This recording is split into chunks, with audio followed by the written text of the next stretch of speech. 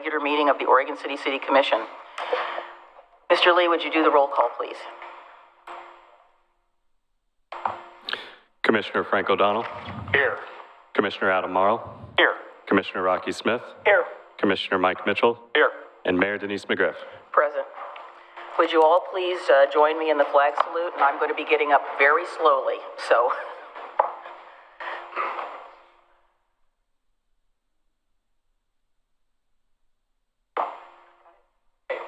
Pledge allegiance to the flag of the United States of America and to the republic for which it stands, one nation, under God, indivisible, with liberty and justice for all.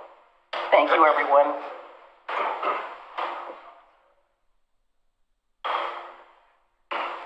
So we have a nicely full agenda tonight, and I would like to switch item A and B quickly, because it's going to be not take very long. So many of you know that, or maybe some of you don't know, and I see my friend Doug Neely in the audience, that Oregon City was incorporated on December 24th, 1844.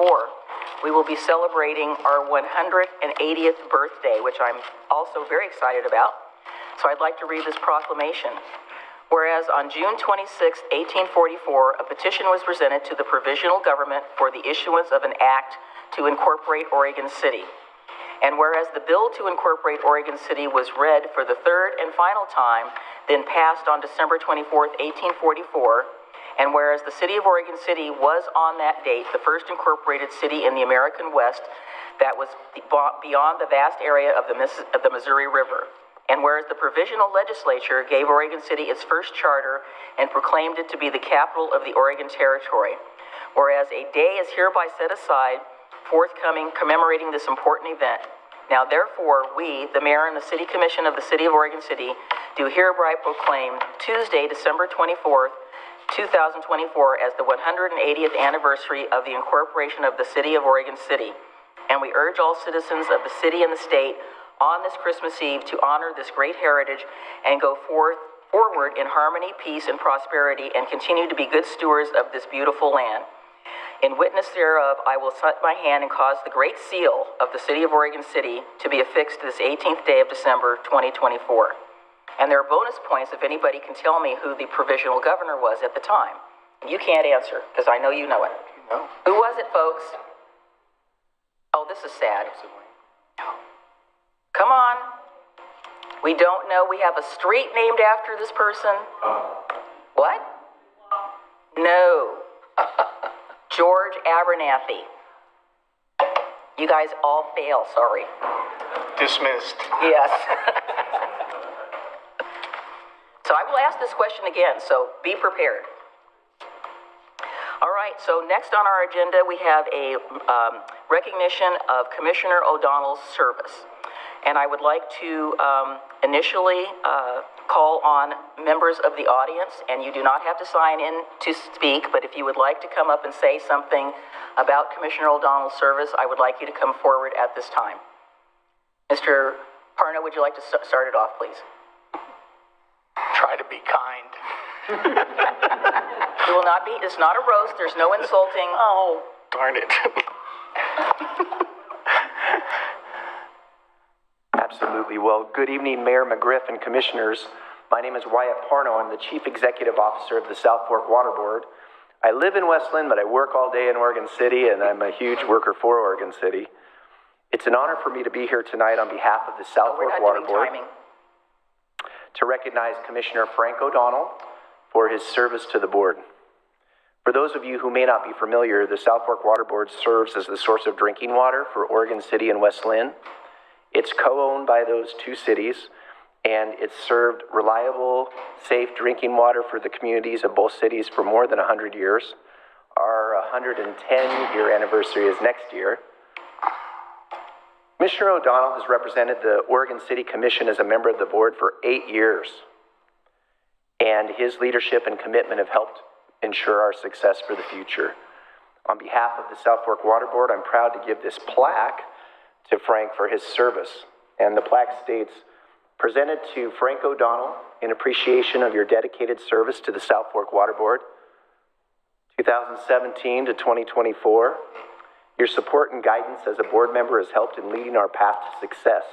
You are honored with gratitude. Frank, thank you for all of your service to South Fork and for providing water to the communities.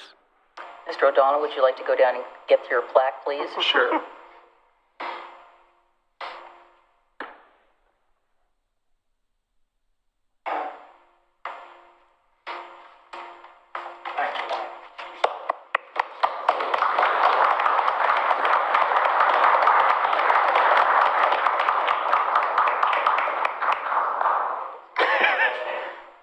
Thank you, So Your Honor. who would like to be next, please?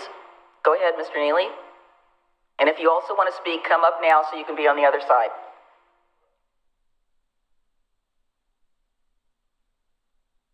Well, I had the pleasure of serving on the Urban Name, Renewal and you District. still have to say your name, though. Oh, pardon me?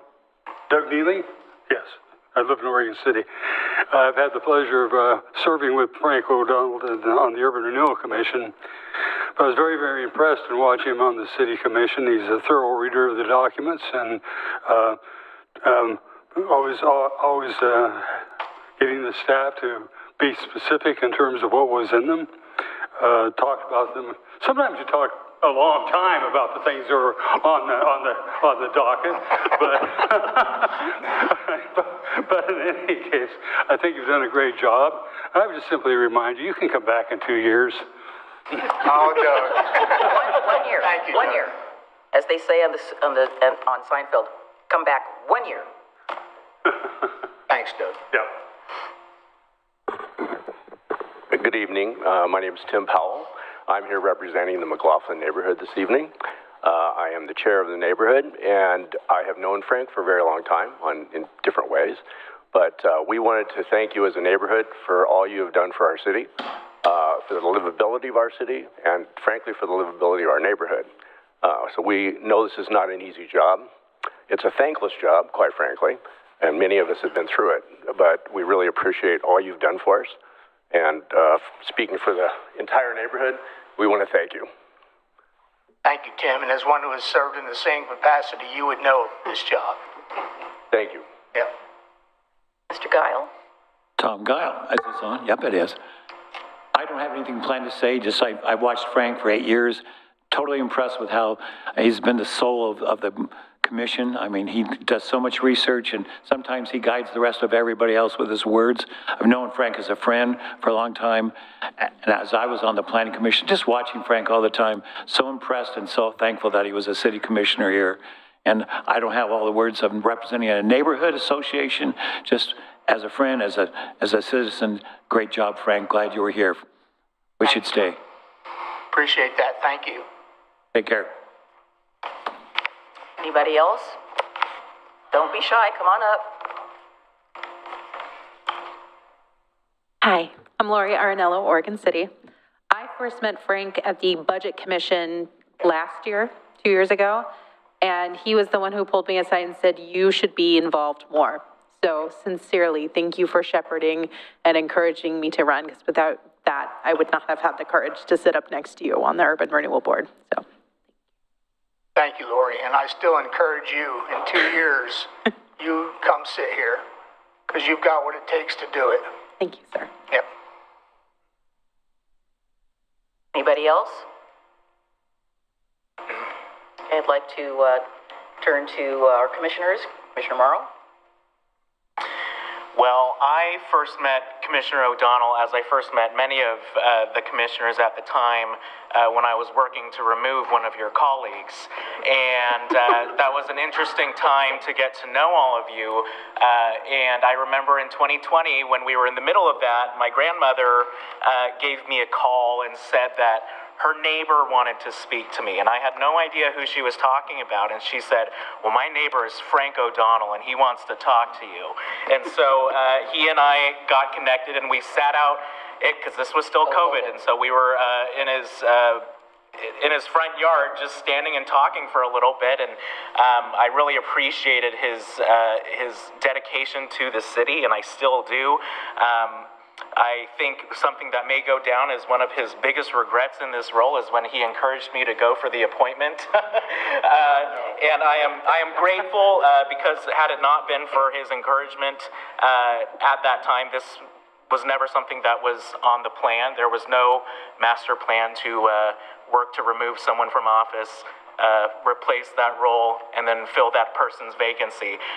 There was never a grand plan, and I appreciated Commissioner O'Donnell's encouragement for me to seek that, and being able to serve alongside him these past basically 4 years that I've been on has been a tremendous honor, and I appreciate the ability for us to be able to disagree and to disagree strongly, but to leave that at the dais and still be able to recognize that we're neighbors and we're friends and we're all concerned about the future of this community, and it all comes down to the livability. And so thank you so much for your service, Commissioner O'Donnell, and I hope that we will continue to stay in touch, and maybe we'll see you in the audience every once in a while if we can provoke you to it. So, Well, you know, you took It Rachel happens. Wells Smith's position. yeah. Yeah, because you said the recalled person's position, but that. No, I said Yeah. getting the person who replaced him. Yeah. Wait, Michael. I think I first met Frank about 6 years ago when I ran for commission the first time. But I had been watching Frank work his whole time on the commission. His business-like approach to things, I think, is tremendous and has been a terrific asset. Some of his favorite sayings that I'm going to try to remember, things like who benefits and who pays. That's a Frankism, and I'm going to try to keep that one in mind. I've greatly enjoyed working with Frank the last 2 years. I wish it could be longer. And I truly am thankful for everything you've done for this city up here. Thank you. Thank you, Mike. Mr. Smith. This could be bad. I know. You're close enough to hit him if you have to. Bad. By the way, Adam referred to a former colleague that you were trying to remove. That's the former colleague that told me I should vote for this guy. And told me that I should design his campaign sign, which I'm pretty sure is why you won. Just saying, but. He did a great job on the signs. He had reservations about supporting me. When I went to the campaign forum, which was after the endorsements were made, which I hadn't met you yet, I knew Frank was the one to vote for. And I'm going to have a hard time tonight with this. It's bothering me more than I thought it would. Frank has become one of my closest friends, and I don't know if I saw that coming or if anyone saw that coming. We did not. I'm going to miss you. I'm going to miss you on this group. I know we're not going to miss each other as friends, and I hope that is something that we continue. But there's a couple of things I want to say regarding Frank. I think when you leave this group, well, I know it won't be the same. I know that in all the commissions that I've served on, I think this is the best. And I say that because of many reasons, but people watch our meetings some nights probably think, oh my gosh, these people, do they get along? Do they like each other? We do. And we do. We love each other. And we can give each other a hard time, and we can disagree, and it doesn't matter the next day. That's not something I've seen with all commissions. This is a very close-knit group, and Frank leaving this group, I think, is going to change it. Doesn't mean it won't be as good in the future, but it will just not be the same. And I appreciate all of your work. I do appreciate, shockingly, his amazing support of historic buildings and reservations. Can I get my placard out? We banter on so many things, and in fact, that'll keep going, I'm sure. But Frank really loves this town, and everyone up here loves this town and is making decisions that they feel are the best. And I trust that with this group. That's not something I've trusted with everyone I've worked with in the commission before. These people really care, and we care about each other, and I wish you the best. I wish you plenty of time with your grandchildren and having fun, and hopefully I can continue to visit, and, even if it's Happy Valley. But I would prefer it, Oregon City. That's an inside joke, sorry. We're not going to explain that. Anyway, I love you. Congratulations. Maybe we can meet at the Buena Vista house. The Buena Vista. We'll just have to see about that. It is not Spanish. Thank you for your commitment to the city, and thank you for your care and your commitment and time, and stepping up even at the last couple months to follow through on the DMO thing, which for tourism in Oregon City is something I've worked for a long time on. For you to really make a huge effort in the last couple months to make sure that this new step forward in Oregon City is on track, and I believe it is, and I'm glad you were the one to kind of step in there to give it a different perspective, but also to make sure it's what we want. And I believe that. And anyway, I could talk for an hour. I'll tell you more in person, but I love you and I congratulate you and thank you for being a great friend to the city and to all of us. Thanks, brother. Well, I was trying to think about what I was going to say, and I believe that I first met Commissioner O'Donnell when he was running for commission. He came to the McLaughlin neighborhood candidate forum that we had, and I'm not sure if I was the chair at the time, but I was doing something, and I walk out the door, and he walks up to me and says, "Hi, I'm Frank O'Donnell. I'd like to talk to you. I'd like to meet you." And of course, I was not supporting Commissioner O'Donnell. I was supporting my friend Paul Espy. Another good choice, I might add. Yes. But I said, okay, I was kind of like, okay, who is this guy? And then I realized, oh, okay, I know who this is. So anyway, we did meet. We began to talk, and we realized that we had so many things in common, and not least, again, as Rocky stated, our love for the city of Oregon City. And I told Frank about my background. We have lots of interwoven background things that we share. And as we talked, I continued to work in the neighborhood, doing stuff for the McLaughlin neighborhood, continued to come to the city commission. I will have to say that when I reluctantly applied for the vacancy that was vacated by Nancy Ide, I didn't realize, but one of the biggest supporters I had on that 3-1 vote was Frank O'Donnell. Yep. And he came up to me afterwards, and I remember he had the biggest smile on his face, and he said, "Well, you're in for it now." Yep. So, and here we are. Frank has been someone that I could talk to.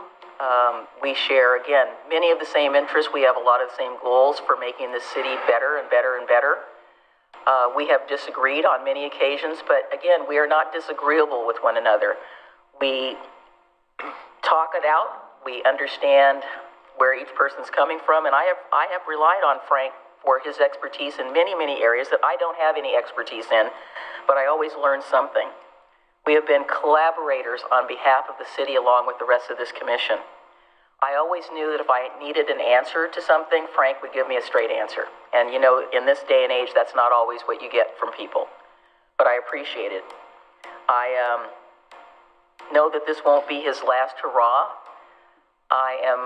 If you noticed over time, I asked Rocky Smith to switch spaces with Frank so I could sit next to Frank for the last few months, and there was some complaining, but I had a reason for wanting to sit next to Frank. The complaining came from, I think, Frank mostly. He was kind of wondering why I wanted him to sit next to me, but anyway. He thought he was in trouble. No, he was not in trouble. It's you were in trouble. You know how many times those name tags got switched back and forth? I know, and poor Jacob and poor Evan, they're like, "What are you doing?" I said, "Just switch them." And I'd walk up and I'd switch them around. Frank has been one of my biggest supporters, and when I had to make that very, very difficult decision about whether to run for the vacancy after Rachel Lyle Smith left, the three people that were here individually talked to me and said, you're the only one that can run, you need to do it. And I didn't really want to do it, but they convinced me that for the best interest of the city, and that's what I had to put first, was the best interest of the city, and that's what Frank has always done. He's always put the best interest of the city first. I've appreciated his wisdom and guidance as I came onto the South Fork Water Board, and I probably will still be calling you about South Fork Water Board, so don't block my call. I won't. But I will miss him. I told him this evening when we walked in the door, I said, you know, your term doesn't end until December 31st at midnight, so you'll be getting my phone calls. We did not do a parade. I wanted to do a parade, but Frank said no parades. I got a permit for the parade, but we canceled it because you didn't want a parade. But we have something for you, and I'm going to, again, try to stand up very carefully. I'll stand up with you. So this says, presented to Frank O'Donnell, City Commissioner, 2017 to 2024, in grateful recognition of your service and dedication to the residents of the city of Oregon City. And that is all very, very true. Thank you. I'm going to Get reach more out. than that. Yeah. Thank you, Mayor.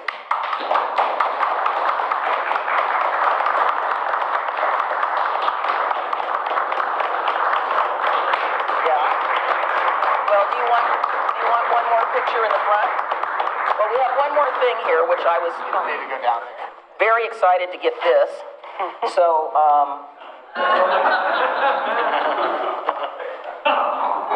and there's more.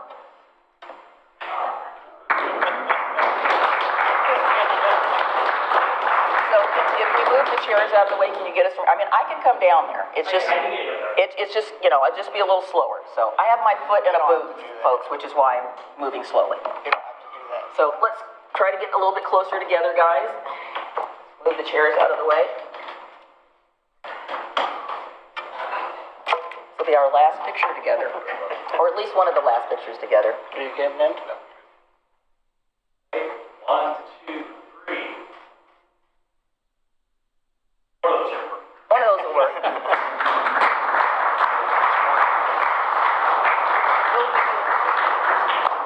So I'd like to turn it over to Commissioner O'Donnell for just a few remarks, if he'd like, and then we'll move on with the rest of the agenda.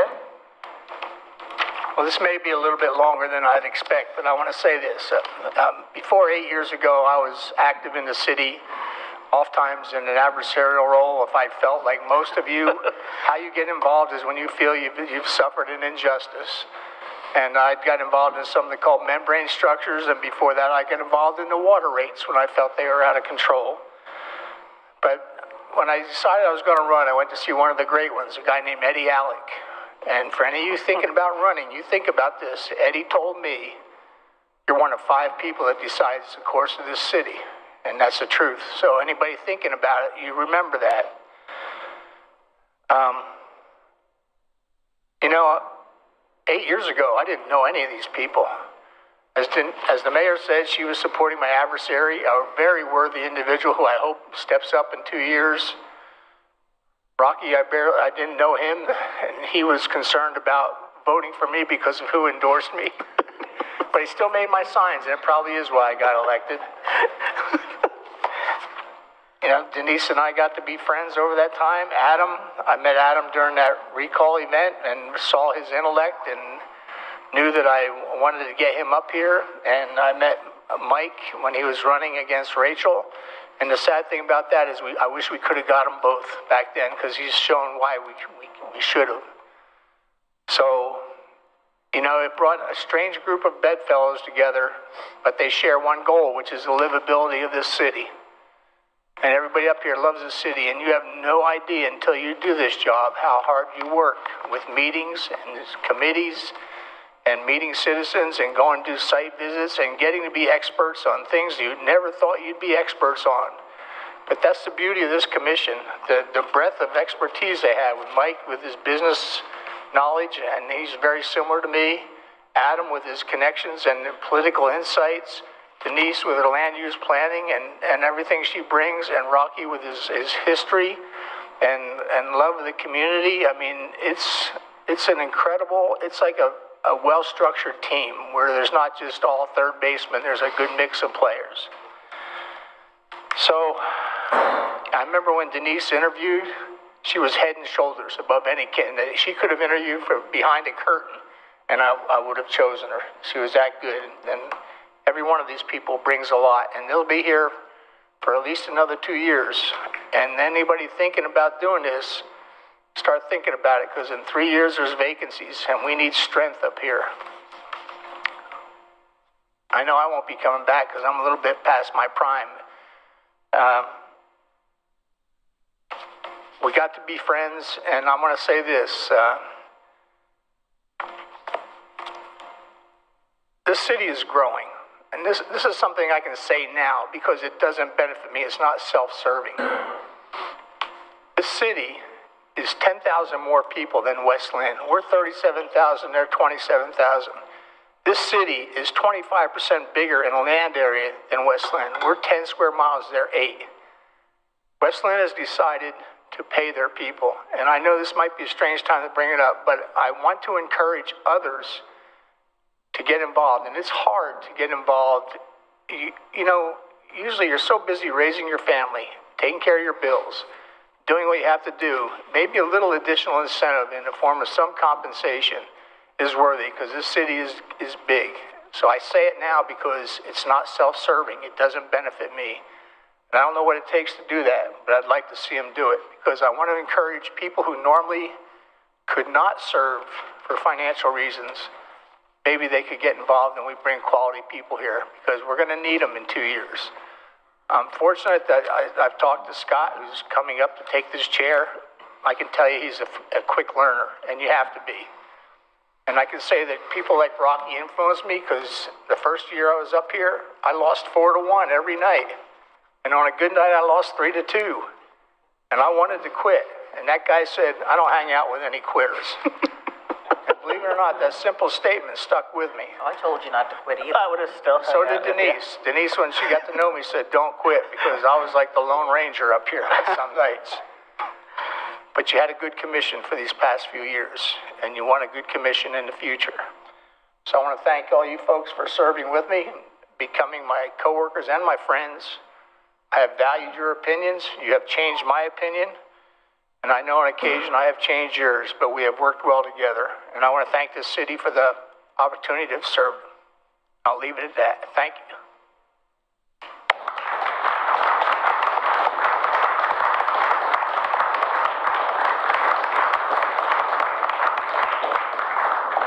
Stay tuned. I have one more gift to give to Frank, but it's coming up a little later. Let's take a look at the public comments. Mr. LaSalle, you're the only one that signed up. What can I do for you? Bob LaSalle, you've asked to speak on something?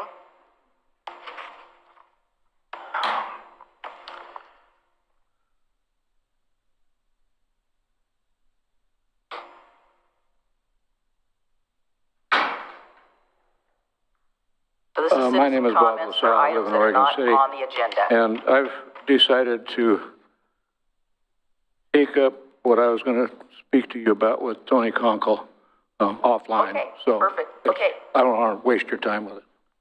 Having people come up for citizen comments is never a waste of time, in my opinion. I didn't want to take up your time.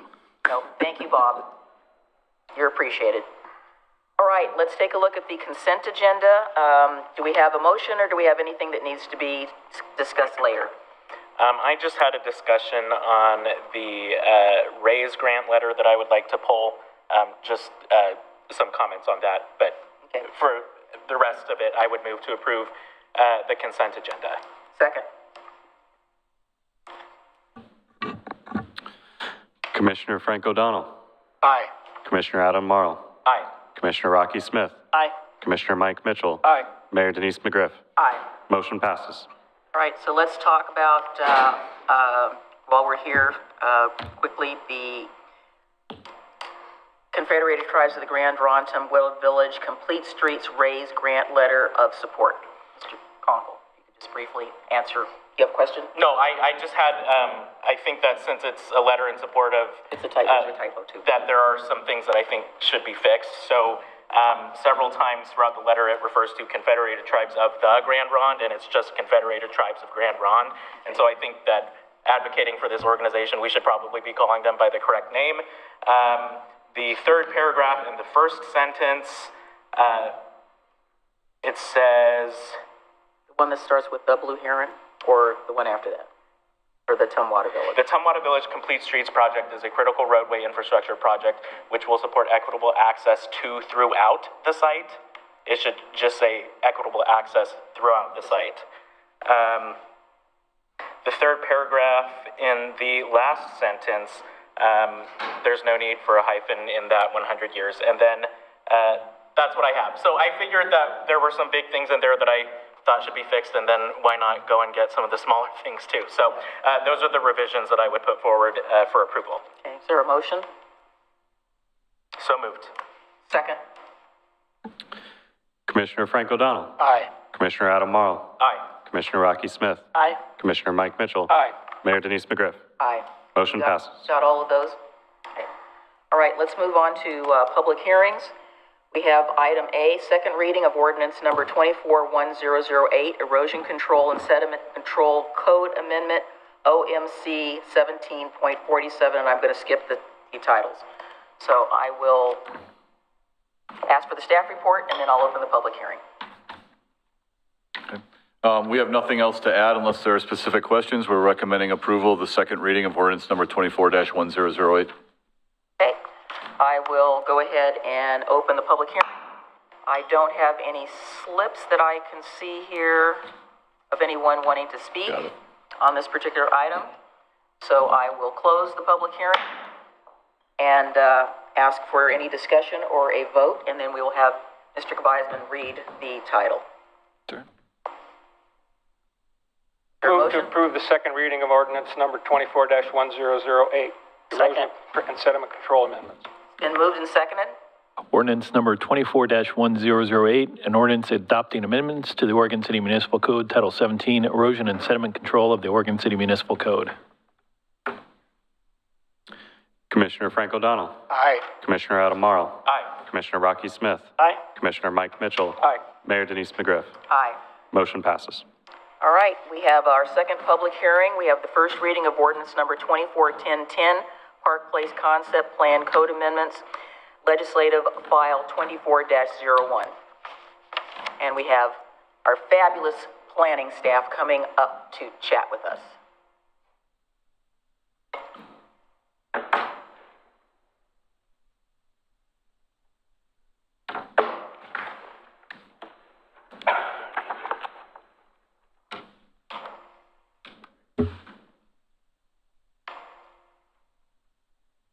Got the clicker?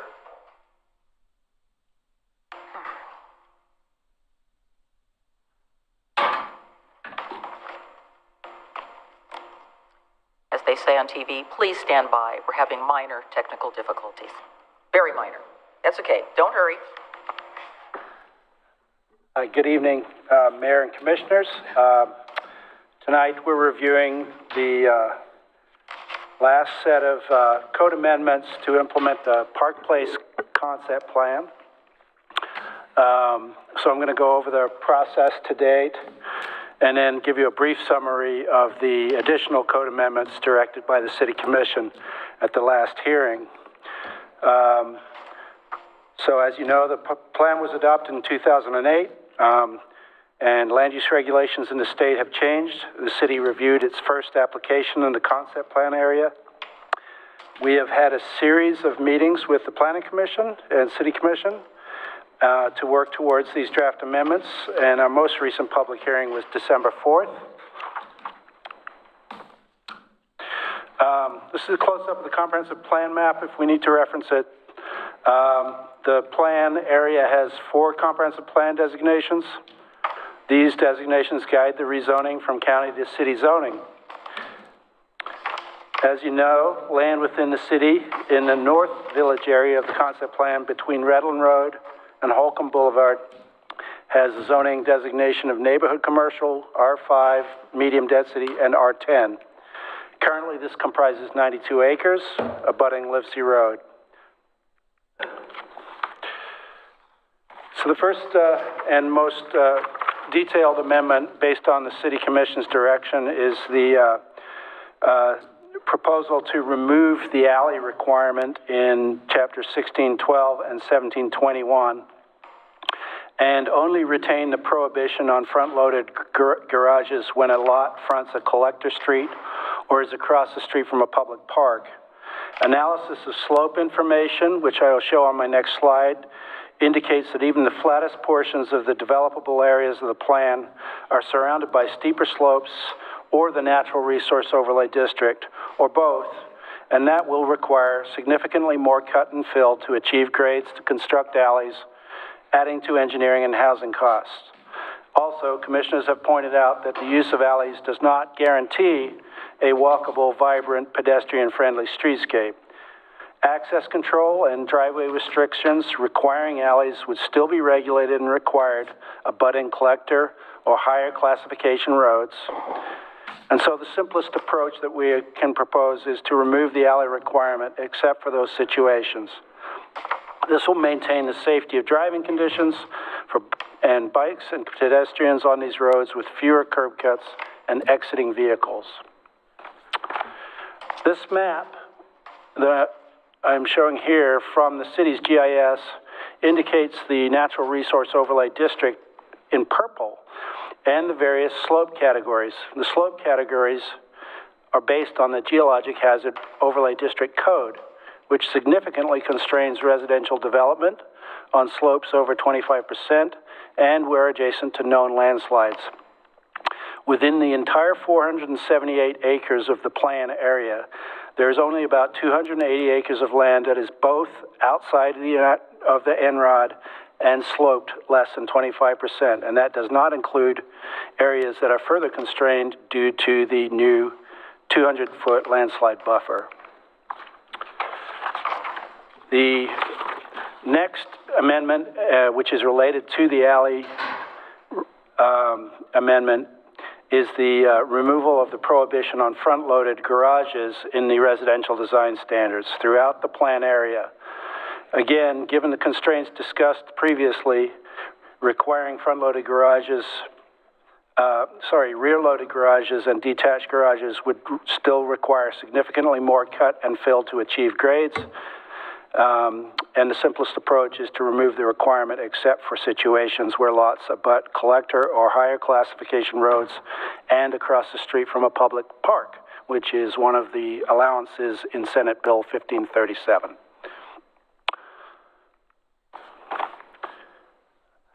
Commissioner directed staff to remove the allowance in the additional perimeter transition area that we are proposing where new development would abut existing subdivisions. This previously been written to allow for a 20% lot size reduction in the transition areas for both the low and medium density residential zones. And so the commission had directed staff to remove that 20% lot size allowance in the with the intent to preserve the lot size abutting those zones.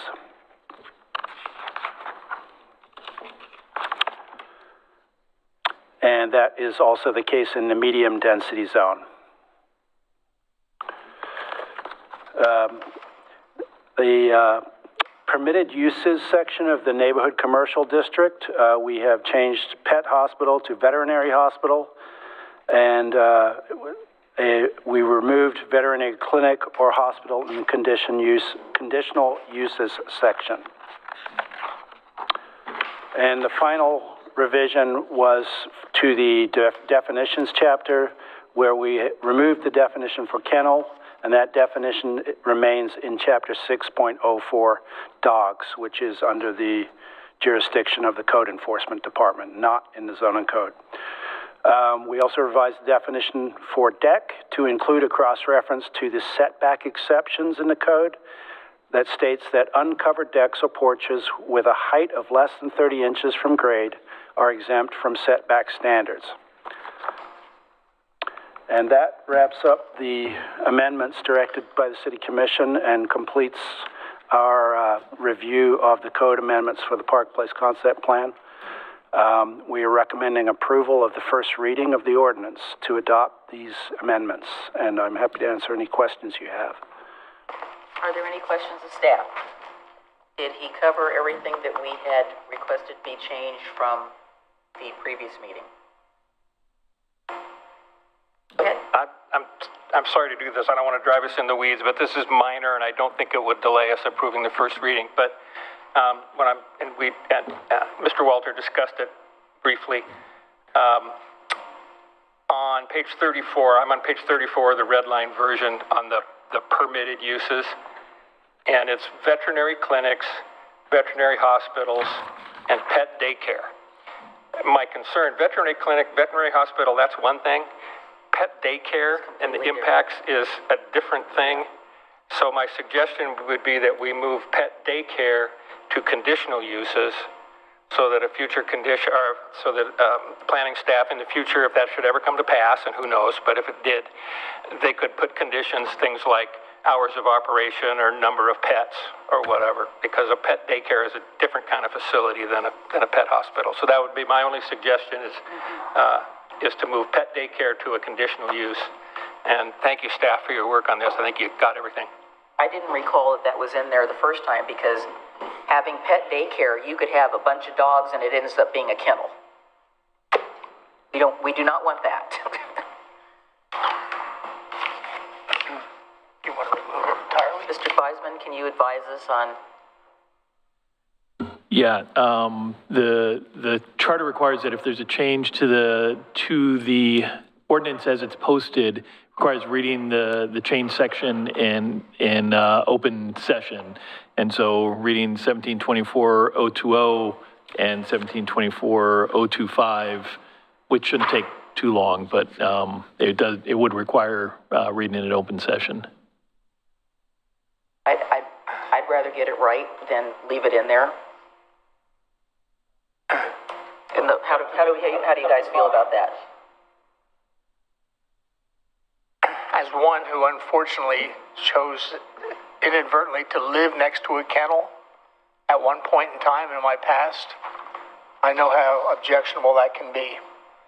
And I just assume that be removed in its entirety. Rocky? Yeah, I'd like to fix it, the comments, but does that mean bring it, if it means bring it back, it means bring it back? We have to bring it back. Yeah, that's fine. Yeah, I agree. No. Okay. Yeah. I think we're in agreement that we'd like that struck the pet daycare and move it to a conditional use permit. Yeah. Either that or just take it out altogether. Take it out. Commissioner O'Donnell saying take it out. Commissioner Smith? That's fine. Mike? Fine with that. Okay, looks like we're saying take it out. Okay. So then we'd have to bring that back. We can either bring it back or read Okay, it tonight. that's It's fine. not that long a section. Tonight, later. Okay, we can read the first reading? Okay. Yeah, But he has to read the whole thing. Right, that's okay. yeah. And we might wait. There may be other changes after you hold the public hearing. And All right. All right, then we will go open the public hearing. And we have one person who wants to speak on this particular item. And Harlan, come on up, please.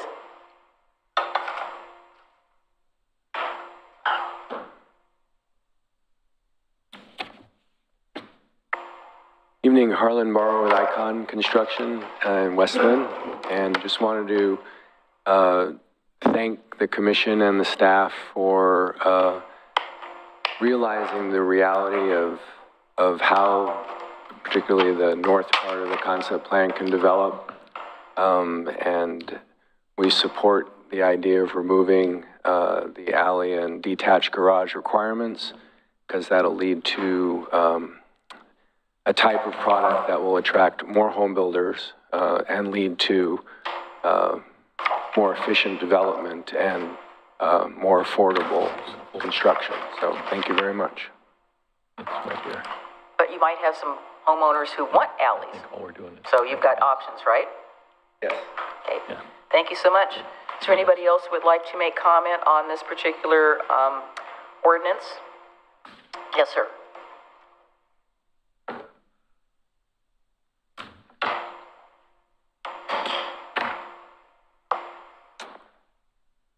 Damon, maybe Oregon City resident, I'll fill out the card later. It came up in the reading of the changes. Just a clarification, I guess, on the decks, that there's no setback requirement if they keep it under 30 inches. So does that mean they can deck their entire property wall to wall as long as the deck's low enough? I mean, that's my question. Because if there's no setback requirement, then you can end up with a solid patio or deck from property line to property line. So that's just my question and consideration for all of you based on his response. Thank you. I can respond to that. Oh, please do. In addition to the exemption on setbacks, that doesn't exempt them from the various other requirements in the zoning code and the building code, including the maximum lot coverage. We do count decks in that if they are structural and require a building permit. So there's that aspect of it, but most properties have a 6-foot fence height on the side and rear, which exceeds that deck height limit. So you're not going to see decks that do this, and we do not see a lot of decks that actually encroach into setbacks just because of the nature of how they're constructed next to the primary dwelling. That only applies to this particular concept plan. It doesn't apply to any other zones in other part of the city. No, it is a citywide requirement that's been in the code for a long time. Okay, I'm confused now. So elsewhere in the city, outside of the concept plan area, anywhere else in the city, I can build my deck right up to the property line without a setback if it's less than 30 inches tall? Is that the way our code is now? Yeah, it's under the projections into setbacks section of the supplementary zoning chapter of the code. There's still a lot coverage. But there still is a lot coverage requirement, yeah. So there's, I'm sorry, Pete. So there's still, just to help answer your question, there's still lot coverage through, in any residential district in the city, they'll have to take that into account. Okay. And what about if the deck is under 30 inches or a at-grade patio? Well, I guess I'm not too concerned about an at-grade patio, but a deck under 30 inches, or does 30 inches make a difference? It does. I'm a little lost now. I think 30 inches is driven by the building code as to structural, and I think above 30 inches, you get into a railing situation as well. So at 30, so I think what they're saying is right now you can build a deck that's 30 inches or 30 inches tall anywhere in the city, but you're limited by other factors such as lot coverage. Lot coverage, right. So that's going to be what restricts it. If somebody wants to pave their backyard at grade, they can do that. Right? We probably run into some stormwater issues. I mean, we don't see it. And this has been in the code for a long, long time. Yeah. Okay. I appreciate your clarifying that because I'm trying to solve a conundrum in a neighborhood, in my neighborhood, where there is a deck that is this far from a 2-hour firewall, and it's encroaching into the setback on the side yard. So I will have to tell this person that they need to come and talk to the city. Yeah, that would be good. In addition to that lot coverage maximum, there are occasionally easement areas that supersede setbacks into which there are no encroachments allowed. Right, okay. Any other questions? Okay, seeing no one else wanting to testify, I will close the public hearing and ask the commission for deliberation. So it appears that we can do the first reading of this particular ordinance with that particular change. Are we ready for the motion? I still struggle a little bit with that last question. I mean, if you avoid the lot coverage restriction and you want to run a 30-inch high deck immediately along your front property line, I don't care so much about the sides and rears. Do setbacks apply at all? They can't put a 30, but he's asking, can you put a 30-inch deck along your front property line within the 20-foot front yard setback? Uncovered, if it was, pardon? I know it doesn't have any, well, it does have everything to do with it. Yes, you could do that. I don't think you want to. But that's in the code right now. We'd have to take that up as another, something else, not just this. Well, it's something that doesn't happen because people think it's an absurd situation, but. I know. But it's not controlled. Looks like we might have a little coming back after the first of the year to maybe fix that. Is there any further discussion or is there a motion for the first reading of ordinance number 24-1010?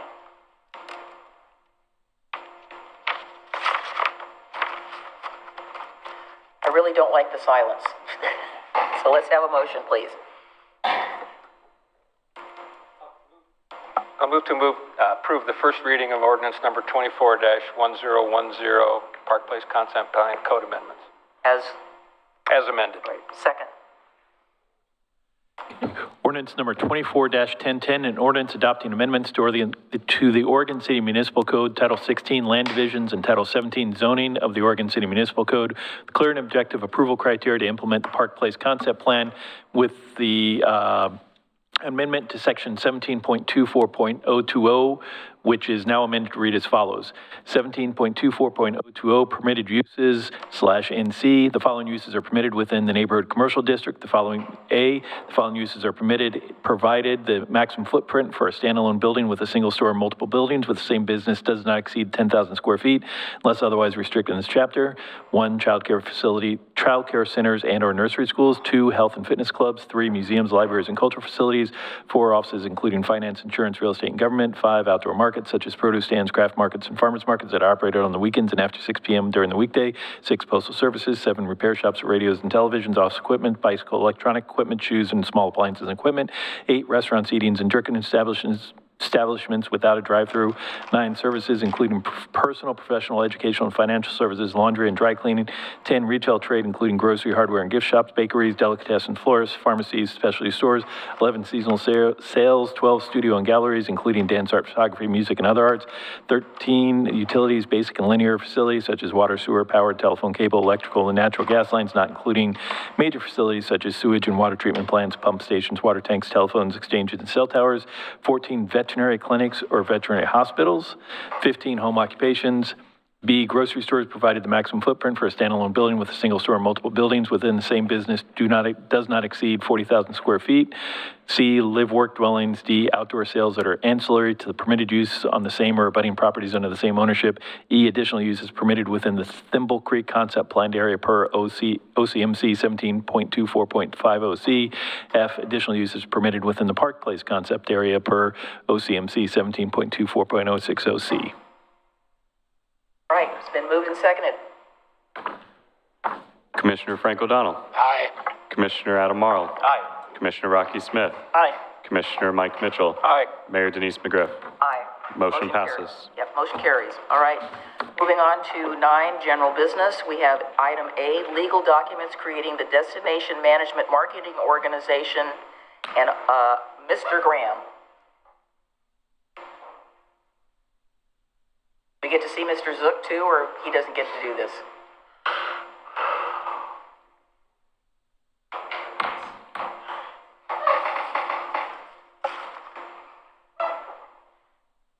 It's so nice to be able to see you instead of having to crank my neck to look way over there. Same here. Merry Christmas, happy holidays, Mayor and City Commissioners. I'm James Graham, Economic Development Manager, and it's my pleasure to introduce once again and discuss our journey toward creating a destination management marketing organization, a DMMO. Here with me, our 2 consultants, Matthew Landkramer, who is with Whereabout Inc., and Rosalie Weston Show, who is our legal counsel with nonprofit Law Northwest LLC. I'm glad to have them with me today. As you know, you have two staff reports. One staff report is primarily dealing with the legal documentation and the way of establishing the DMMO. The other is a staff report and associated documents that deal with the organizational structure of the DMMO. Now, at the last meeting, which was a work session, the commission reached consensus on a lot of the changes, a lot of ideas, and you presented a lot of changes and revisions to the documentation. So, with regard to the legal documents, you agreed on changing the name to a DMMO, Destination Management Marketing Organization. You also agreed that that the organization should present a management and coordination plan, and that plan is the executive director of that organization or the DMMO should come forth every 6 months, actually 6 months after the effective date of the MOU to present that plan.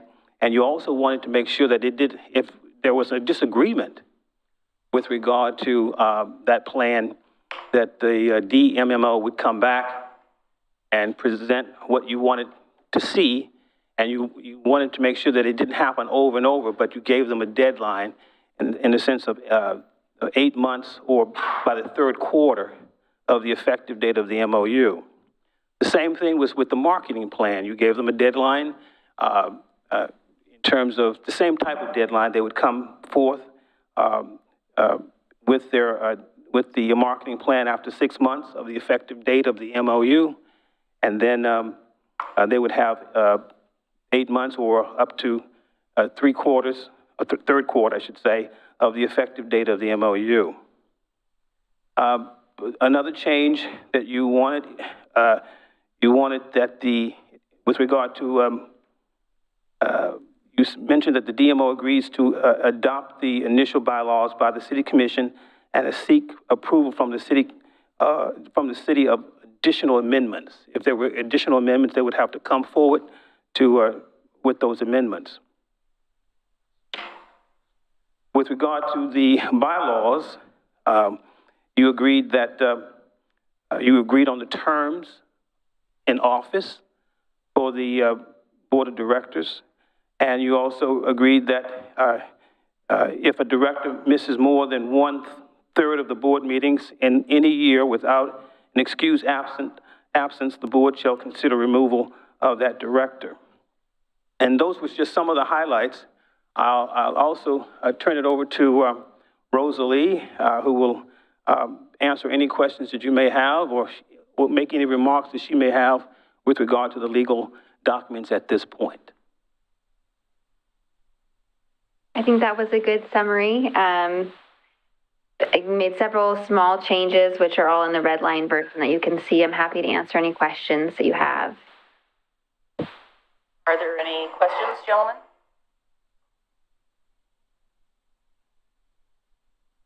I don't see any. Right. Then, in that there are none, then we can move on to the. You want us to go ahead and vote on this one? Oh, now? yes, we should. Yeah. I'm sorry. Okay, so we've received the report. The changes that we requested have been made. Do we have a motion to accept the memorandum of understanding? That's the memorandum of understanding, correct? Correct. So moved. It's been moved. Is there a second? Second. Okay, it's been moved and seconded. Let's have the roll call, please. Commissioner Frank O'Donnell. Aye. Commissioner Adam Marl. Aye. Commissioner Rocky Smith. Aye. Commissioner Mike Mitchell. Aye. Mayor Denise McGriff. Aye. Motion passes. Okay, let's move on to item B, Destination Management Marketing Organization Structure, Role. And so, sorry, just to clarify on that last motion, we're essentially adopting everything that was recommended, correct? Yes. Okay, just wanted to clarify. Thanks. With regard to the structure and the role of the organization, there were revisions made to several documents. And there were relatively small adjustments, but the purpose of the purpose statement, the organizational chart, and the job description of the executive director. And in the purpose statement, we recognize the new name in it. In the organizational chart, we recognize that there should be a chair instead of president, but not both. And then there were some changes with regard to the job description of the executive director, basically changing some of the verbs to make them all the same tense. So those were in essence, the changes to that documentation. I'll turn it over to Mr. Len Cameron to mention any remarks or make any remarks that he may have with regard to those documents, answer any questions you may have. Thank you, Mr. Graham. I think that was a good summary of the changes. As with the legal documents, I think the red line represented all the changes that were requested during that work session. Happy to answer any questions. Are there any questions? Apparently there are none. All the changes that we requested have been made, and I think we're ready to move on to approve those. I think the only thing I saw in there, which is not a big deal, I think he did put he, she, but you know, everybody's using they these days, but I'm not going to die on my sword for that. So do we have a motion?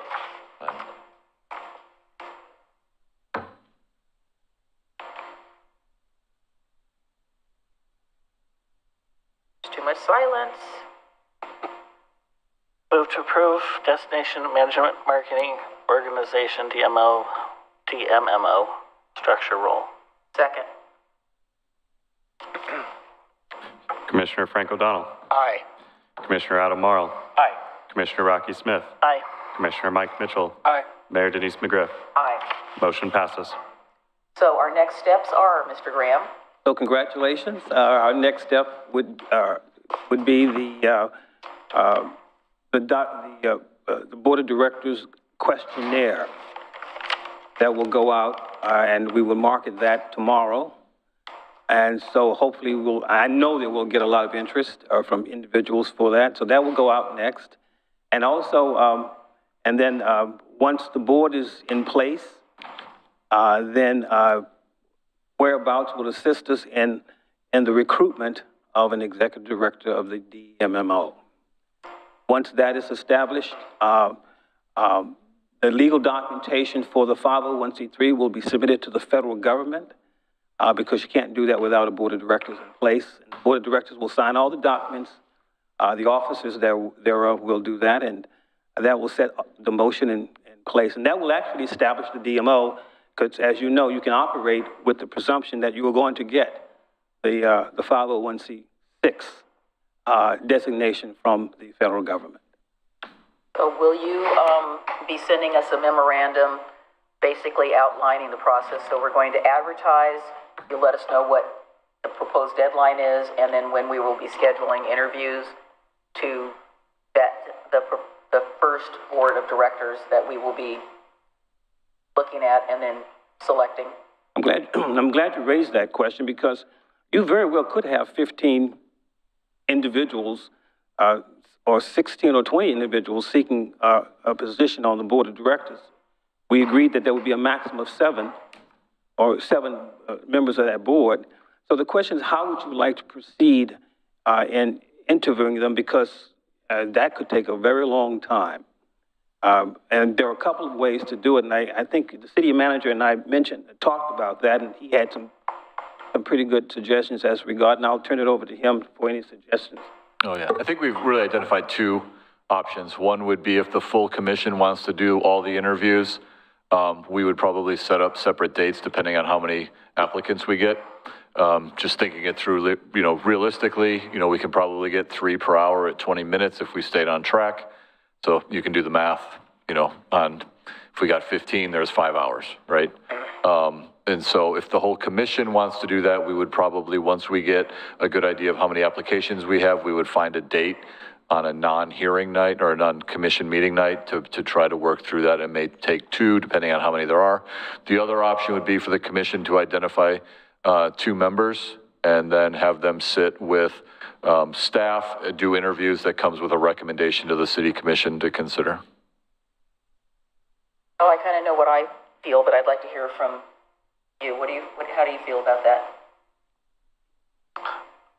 This is a big enough thing that I think we all need to be a part of it. I would purely concur. Okay. Concur? Yeah. Okay, we all want to be a part of it. So we can lay out the timeline. I think the one flex point is going to be just finding time when we can fit the commission schedules with applicants to come do interviews. We'll make it work. So let me ask this question. So I would definitely emphasize that they need to fill out the application completely, please.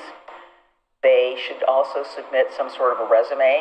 I know we've got some very skimpy applications for the first round there, and it was really hard to tell what people's background is. And I guess the other thing is, as we do with HR, I mean, if somebody is really not qualified, I would appreciate if you guys would do a pre-screen. I don't know if we're allowed to do that, but I don't think staff wants to do that. Do you want us to do the screening? Yeah, I'm not going to get in the middle Okay, of all right, somebody we'll do it. kicking I mean, somebody out. I just feel uncomfortable about wasting somebody's time who has absolutely no background on this, and they come in and say, hey, I want to do this. If 2 commissioners would like to sit with staff and pre-screen, I'd be more comfortable doing that. I don't want staff getting blamed for someone not getting an interview with the city commission. I'm happy to do it. Well, I've got a question. The list of proposed questions, is that going to be, are those the interview questions, or are those going to be application questions? And by the way, that document needs to change to DMMO instead. It still says DMO. Yeah, it says DM, yeah. But is this the application, or is this the interview? I thought those were the application questions. Exactly, those are the application questions. Okay. We'll probably come up with some other questions for the interviews. Those are not sufficient. So if this is the application and people do a thorough job of filling it out, Then we should. it won't be skimpy. We'll have enough. I hope so. So do you still want a resume attached to that? Say that again, please. Would you still need a resume attached to that? In my mind, there's nothing wrong with attaching a resume. If they have one. I mean, this is a job application in many ways for a position that's going to be play a very important role in shaping the tourism program for Oregon City, continuing to shape it. We've made this as good as we can make it. And this is a critical step. And these people who will be subsequently selected are the steering committee that will guide the future success or lack of success of this effort. And it's got an opportunity to succeed, and it's got lots of opportunities and pitfalls to fail. So I think this is an essential, as time-consuming as it may be, and easy for me to say because I won't be here. It's worth our time. But it's worth the time of this commission. Yeah. I think we all feel very strongly about that. We want to set this up for success. So it seems as if there's a consensus for a resume to be attached. It looks like a consensus. Okay. It can be an option. I mean, if they have one. Mayor McGriff? Yes, sir. Can I call on Mr. Foyle? Sorry to bother you in the back of the room, but I seem to recall in my hazy memory back in my work days of an issue, whether or not resumes could be considered if not all the candidates provided a resume. It could be an option. I think it can be optional. I seem to recall getting sideways over that once before. Since you've been here, or no. Some other place. In business in world. In business, yeah. Yeah, but this organization is. We're not a private entity. No, but. Yeah, I'm not aware of any. No issue? No issue with that. I think usually it's just best practice to try and be consistent with the information that you're gathering from candidates. But obviously, on a resume, someone can put together whatever they'd like to. So. Okay. Then I think we should ask for it then. Yeah. All right. It should be viewed as a job application, and you should make the strongest presentation of yourself as a candidate that you can. The resume can be optional, But if you have it and it aids in your selection and you want this job, then attach it. Thank you. So therefore, there will be a resume then for everyone, required of everyone. Well, we can say strongly suggested. I mean, if you want to use some weasel words. I just, as Mr. Foils had said, we need to be consistent. Okay, so then we're asking for one. Okay, so we're asking for one. The other thing is, our consultants be working to develop interview questions that you may have, and you can also add to those questions, but just to get the ball rolling and get some type of framework for the discussion to start. So that's how we see the process going through. Is that something that you can have us take a look at after a draft, and then if we wanted to add something? I mean, what I worry about is, sometimes something comes up when you're doing an interview that you want to ask the person specifically about them, but then you have to be careful and make sure you ask everybody the same question. Yeah. Yes, it's important that you all have those questions, those draft questions. And then when you if you add new questions or additional questions, of course, just send those to the staff so that we can. That's what I'm saying. If you send it to us ahead of time, then we can add, if we have something to add, we can add it at that time and then have the rest of the commissioners look at it and say, yeah, that's a good question, or no, that's not relevant, or whatever.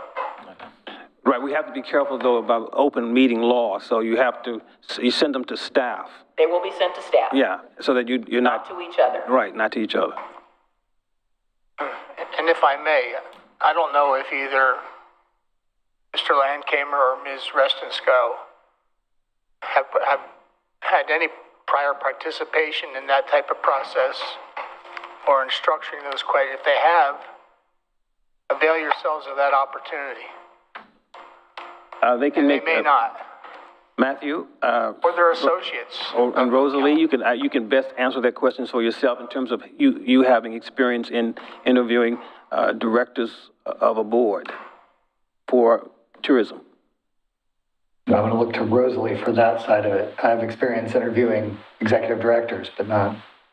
I do trainings for board members, but no, I never select or involved in selecting board members. And I'm wondering if Cheryl does. Cheryl Cumming. She may. We can find out. That's a good question. She may. Right. I was thinking more about Cheryl. I mean, we're not telling them to be participants in the selection process. We're telling them to add their experience in identifying key characteristics that form a successful board. Right. That's what I would want to know. Yeah. Well, I would imagine Cheryl has the experience in that she's running several of them. Yeah. So we will get her involved in the process. Harlan. We'll get her involved in the process. So okay. Thank you, Mr. Graham. All right. Okay. Thank you. All right, let's move on to item C. First reading of ordinance number 25-001, adding municipal code chapter 09.32 fireworks. Staff. Mayor, Commission, good evening.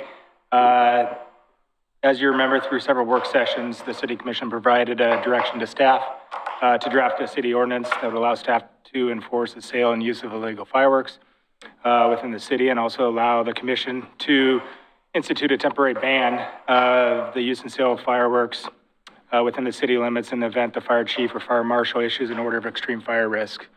These discussions started back in September. We had one in October, and our most recently was in November. During that commission meeting, I presented two draft city ordinances that the commission was in favor of. Clackamas Fire District Fire Marshal and the City Attorney provided feedback and recommendations. At that meeting, the Oregon City Police Employees Association E-Board members were present. They provided comment and answered questions for the commission. One thing that came up is that the board had not, or the E-Board had not seen those draft ordinances. So the direction was to go back and have a discussion with the E-Board, which I did.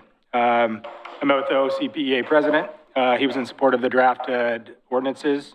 Through discussions and mutually agreed upon, we decided to add additional language that is very similar to what Lake Oswego does and other cities have, and draft language to implement a temporary prohibition of open burning during a declaration of extreme fire risk. This is very important. I think we've had some unique situations over this last year or two where we've had some individuals using warming fires, but also other fires in the canyon. And currently, there's no enforcement mechanism. The fire department will come out and just put them out. We've seen some fires close to businesses. We've actually forwarded those cases to the city attorney or district attorney. However, since no property was damaged, they won't file charges on it. So I think this is an enforcement mechanism that will help our staff. I think maybe next year we have some further discussions on open burning to maybe, you know, if the commission's interested in that, take that up. So you'll see that. So you'll see that in section 3 of the 3B 2 and 4A2 in the ordinance 09.32.030. As I was also doing some finalizing of those of the codes, I was going back and doing some research. Originally, we had thrown in $1,000 as a civil penalty, but other agencies had that, and we saw originally, right, there's a lot of different variants of the different violations. With that, our municipal code currently 1.20, the maximum fine is $300. So without rewriting multiple codes throughout our ordinance to affect this is the initial $300 per violation. Again, we still could use state law. We still can enforce a crime if we so choose, or we can enforce the city ordinance, which would be the violation. So those are the two changes that were slightly different since the November meeting. So is it 300 or 1,000? It is currently 300 is the maximum fine per violation per city ordinance, unless we go through and make changes to several different ordinances throughout there. Maybe we need to do that in the future. I do appreciate the fact that you were talking about open burning, because I do not totally understand the mindset of somebody who lives within the city limits of a city, including ours, who decides they're going to take their clippings and so forth and burn them in their backyard. That makes absolutely no sense to me. We're not out in the country. We should not be allowing that to occur. That is, to me, it's a fire danger and it's a hazard, besides the smoke coming up and bothering neighbors. But so right now, if there's a fire, the fire department comes, puts it out, but they could just redo it, right? They could just, where you talked about, civil penalty for them to do that. No, I mean, you're talking about ones where they've been called and, you know, down in the canyon, they put the fire out, then they could just come back and relight it. Correct. But this would take care of that. Okay. Possibly. All right, awesome. It's a step in the right direction. Yes. Again, if we want to explore other open burning with, to kind of get around the reckless burning has to damage some sort of property for that to be a crime. So if the commission's interested in that, we'd be more than happy to bring some ordinances forward potentially next year through some work sessions. To me, if they're burning and it's reckless, but it doesn't have to burn a piece of property. It could be air pollution. All right, we have a number of... And this is just, so just to clarify, only when the fire marshal or fire chief has an extreme fire risk. Okay. So we have a few people that would like to speak to item 9C, and so I'm going to call you up. I have 4 slips, so I'm just going to call everybody up. So Bob LaSalle, Tim Powell, and Raymond Reynolman, and Damon, did you want to speak on this item? No, okay. So guys, come on up. Everybody's coming up. Raymond Reynolman, everybody is coming up. I am speaking loud. Tom, did you want to speak on this item? Okay, then come on down. Thank you so much. Bob LaSalle, please.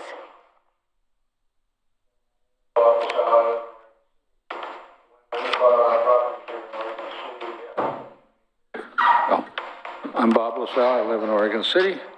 When we moved here, we bought almost an acre of land, which was all forested. And when we built, we tried to keep as much of that in forested property as we could for a number of reasons. Of course, wildlife and just a generally nicer area to live in. They built behind us, and we still have a good forested area behind us, but Every year on the 4th of July, my wife is absolutely traumatized. She can't get any sleep all night long because the neighbors behind us, several of them, have huge, huge fireworks. I mean, big ones. And at least one house over the years in that neighborhood has caught fire because of the fireworks. Of course, we're worried to death about the forest in our yard because at that time of year, everything is so dry.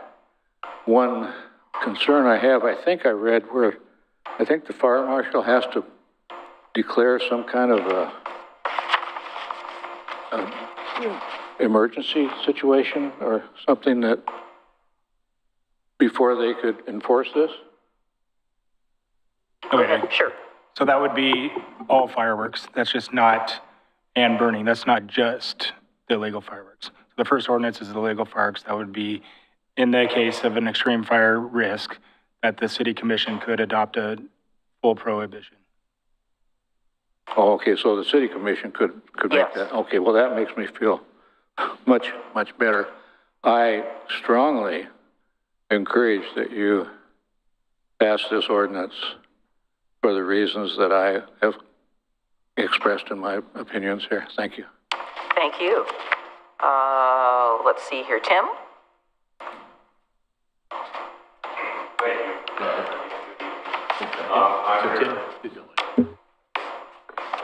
There we go. Again, thank you. I appreciate you allowing us up this evening. I'm representing the McLaughlin neighborhood again this evening regarding this proposed ordinance. And after reading it, we believe it's incomplete. We believe that while it addresses our major concern, and that is forest fires or fires in the district, what we are concerned is it doesn't affect our other concerns, which are real concerns in our neighborhood for sure, but I know around the city. Negative impact on veterans and others who suffer from PTSD, from loud explosions. It doesn't address distress from people who have cause to have sensory issues from the smoke and the pall that hangs in the air afterwards. It doesn't address the financial burden associated with cleaning up the litter and debris after the 5th of July. It doesn't address the trauma inflicted on pets and wildlife in our area. And we also don't believe it addresses the cost associated with law enforcement to enforce and to handle the illegal fireworks after the fact. So we're concerned that after reading it, it's very specific to fire, and we believe it should be reevaluated. And while I understand it gives the fire chief and the commission the decision to make that change if need be, what we're worried about is if it gets to that point and the end of June, we don't have a fire issue, and when fireworks start getting sold, and all of a sudden the heat comes up and we are in a fire issue, we're going to have lots of fireworks out there anyway, and I don't see that that's going to be able to stop it. So, that's our big concern. Okay, thank you. Raymond? My name's Raymond, and I'm a resident of the McLaughlin neighborhood. I wanted to thank Tim for expressing so well on Frank O'Donnell stepping down, and I see this as another one of Frank's achievements if this ordinance goes through, which I believe it should, and speaking only for myself, not for the McLaughlin neighborhood. I think it's a good first step. I'm kind of with Tim and the McLaughlin neighborhood that there probably should be an outright ban, and that fireworks are bad for all the reasons that Tim just listed. But I do see it as a good... Stop for a quick second. Did you give him his full 3 minutes? Because that thing's about ready to go off, and I don't... Okay. Oh, thank you. That's okay. Thank you. So I do see it as a good first step to have an ordinance that takes into account extreme fire danger, allows for a ban in those extreme cases, we also have a ban on the books going in, hopefully tonight, that would get rid of the aerial fireworks as an issue for our municipal code. But we still have the state law, and we'll be enforcing the state law through the municipal code, as I understand it. It gives one more tool in the toolbox for our police officers to be able to go after the worst of the bad actors who are setting off those aerial fireworks. And I just appreciate Frank's leadership on this issue.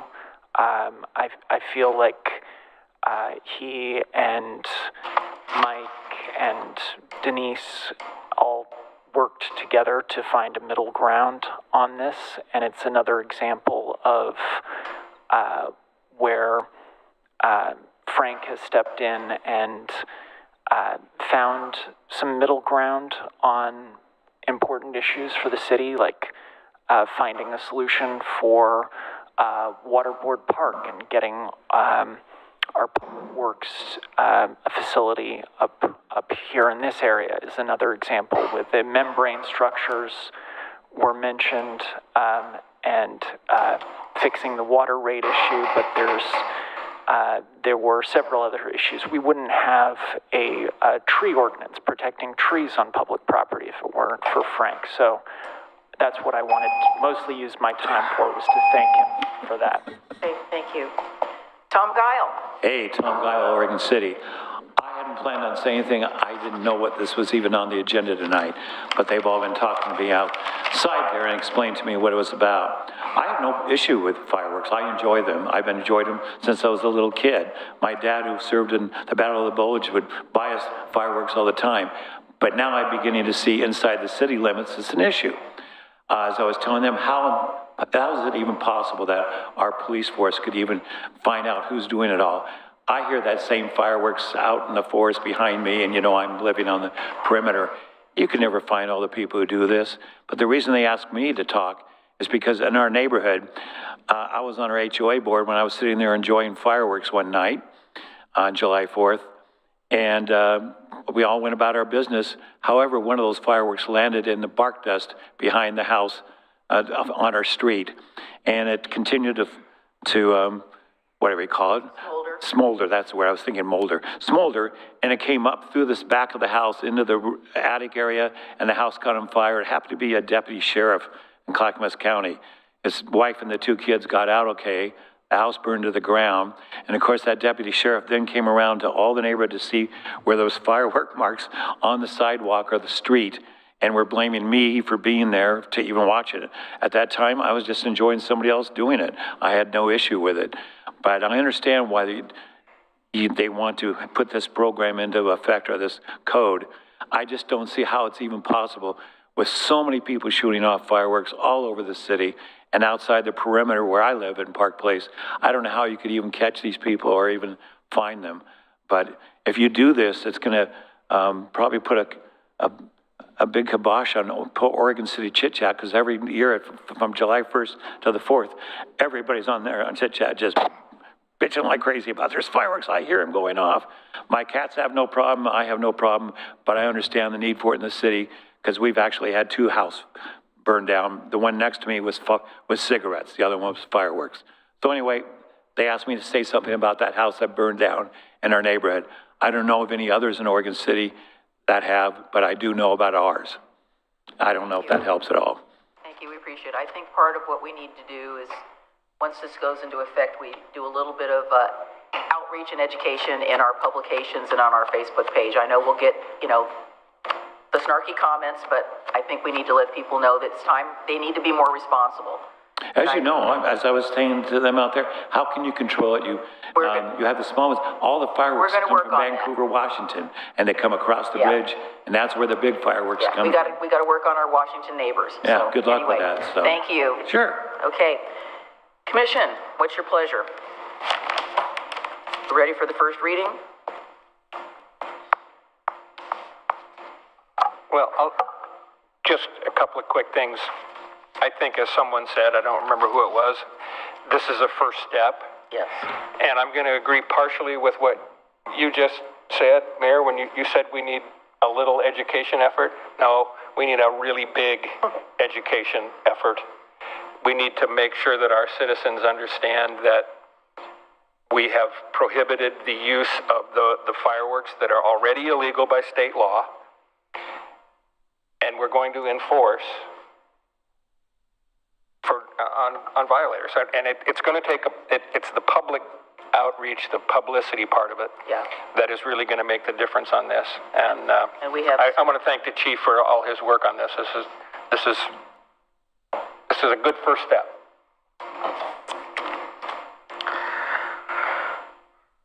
Well, I happen to agree with Mr. Powell. And I do think, you sit here and you go, well, if I do nothing, then nothing changes. So if you call it the first step, you do this because it is a step in the right direction, but you revisit it to address the concerns that Mr. Powell brought up. I think it needs to be stronger than it is, but I'm not going to say no to it because any step is better than no step. But I would encourage the future commission to revisit it, make it as strong as possible for the very items that Mr. Powell spoke of. And that's my position on the matter. I'll vote to accept this as a first step, but my hope is it gets revisited to make it a stronger piece in the future. Thanks. Mr. Smith. What changes occur when this goes into effect with the police department from the past to now? What would change? I think it gives us a tool. There's many things we could do, right? Again, there's a lot of staffing issues that we got to overcome, right? It's one of our busiest days, but we could obviously look at, I've already talked about, open up some overtime slots for leading up to it. But I think the biggest thing that we needed to do, and I agree, and what I've seen success in other communities is the education, right?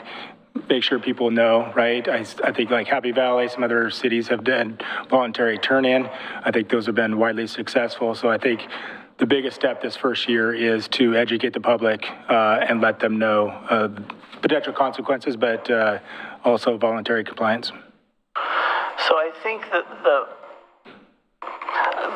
the dilemma here is that putting this step into effect is a first step. I think the citizens that have commented that they don't think it is enough know that this isn't going to change anything that what we do with the police department on 4th of July other than do a little bit better and to educate the public. But in order for any major change to happen with the enforcement piece, it takes money. That was the concern that our union had in terms of time, and the police department has shared with us. So that's my hesitation to going to the next step. I think we can put this into effect. I don't think that's going to you're not going to see a whole lot of change because the police department is doing as good as they can right now on that night. This gives them a little bit more of a tool, but it's not going to change the amount of people on the road. It's not going to change much else. So the education piece is crucial. If we go the next step, we have a lot more of a process to go through with the police department and the union. So I'll probably support this, but I don't think you're going to see a lot of change on the street. Go ahead, Mr. Morrow. Thank you, Mayor. I'm glad we were able to have a well thought out conversation and discussion about this with stakeholders. Because my worry with this was that it's an emotional topic for a lot of people, and my worry was that we would think that there were simple fixes to an issue that we know is a lot more complex than just saying that we don't want it to happen anymore. And so I'm grateful that we've allowed that conversation to happen. And I think it was brought up about finding middle ground, and I think that as evidenced by the comments that we've heard, there is a majority that would like to go farther, and and go beyond that middle ground. And on that note, that was the reason why I had wanted to hear from the police union and the people who would actually be carrying this out, and that's the reason why we are at that middle ground right now. And so I agree a lot with Commissioner Smith. I hope that this makes a difference, because from the beginning I said that I agree with the problem statement. It's just a matter of being able to find something that works and that the people who are on the ground will be able to use. And so I'm very encouraged by the support from the police union, and so that leads to my yes vote on this. And I think that really the big thing that we need to work on, as has already been stated, is the education aspect. We can pass as many ordinances and regulations as we'd like, but without the enforcement and without the local knowledge that something has changed, it doesn't matter. So I hope that we will be able to do that and invest in getting those messages out, even though they may get a little controversial at times. And so, but that's why we're in this position in the first place. So thank you. Thank you, I appreciate it. Yes, I would totally agree that I think this is a great first step. I really want to express my appreciation to the Oregon City Police Officers Union for taking a look at this, and for Chief Davis working with them to make sure that their concerns were addressed. And I had some conversations myself just to make sure that those folks were had read the material and knew where we were coming from, and we did seek some middle ground. I think that the issue that we've all been concerned about is the issues of the livability. How does this affect the livability of our community? And I think that the negative issues of it outweigh the benefits. And so I will support this as well, because I think we need to go further. But again, education, and I think that when we have our police liaisons go to our neighborhood associations, this is something that they can talk about. Plus maybe we doing a little more education with our CIC folks to say, hey, this is something we need to get out. But I think it's, again, the more information we have for people, the better this will be, and we can work to get some compliance. And, you know, I have no problem with the little voluntary turn-in if people want to do that. But I think, you know, all in all, maybe, you know, I need to draft a letter with the guidance of the city manager and send it off to the governor of the state of Washington and talk about the problem that their lack of enforcement and ordinances for these things are coming over our border and causing us problems. So, and we have a new governor coming in Washington, and, you know, I don't know who this person is, but wouldn't hurt. So let's have a motion. May I ask Oh, yes, please. I'd like to ask a question of the chief. In the absence of a declaration of a fire situation by the fire marshal, does this ordinance place your officers in a stronger position of enforcement for those things that were our concern, like airborne fireworks? I definitely think it places them in a I'm sorry, what? Sorry, I think it places them in a stronger position. I think it gives them another tool, right? It's like the good citizen that might be speeding, right? Our officers need to make a decision on enforcement and have the decision to how they're going to enforce that. So with the state law, it goes straight to be misdemeanor, right? With this, it'll give them an opportunity to maybe give them a warning, right? Like we have in some people, but also maybe if someone deserves a ticket, they may have the opportunity to give them a ticket instead of going to that next level, which is going to be a crime. Some people might deserve a crime investigation. So I think it does give us, our staff and our officers, a better standing, more opportunity for them to use different enforcement actions if they so choose. Okay. Thank you, Chief. Okay, so do we have a motion? Move to approve the first reading of ordinance 25-1001, adding municipal code 9.32 fireworks. Mr. O'Donnell, would you please second this? Second. Thank you. It's been moved and seconded. Ordinance number 25-1001, an ordinance of the City of Oregon City revising the city code by adding municipal code chapter 9.32 fireworks. Commissioner O'Donnell. Aye. Commissioner Marl. Aye. Commissioner Smith. Aye. Commissioner Mitchell. Aye. Mayor McGriff. Whoever. Aye. Motion passes. And I know you wrote that down, so we'll have this for a future topic to move further. So it's been requested that we take a short 10-minute break. So we'll adjourn and we'll be back at 5 till 9. remains.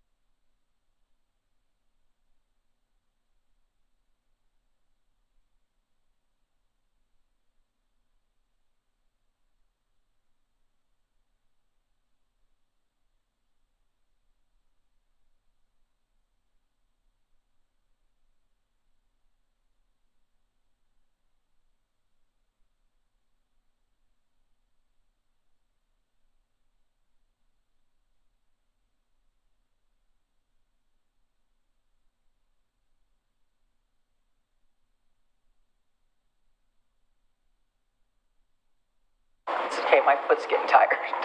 Put it up there. I did, I'm gonna put it down. All right, we're done with our recess and we're back in session.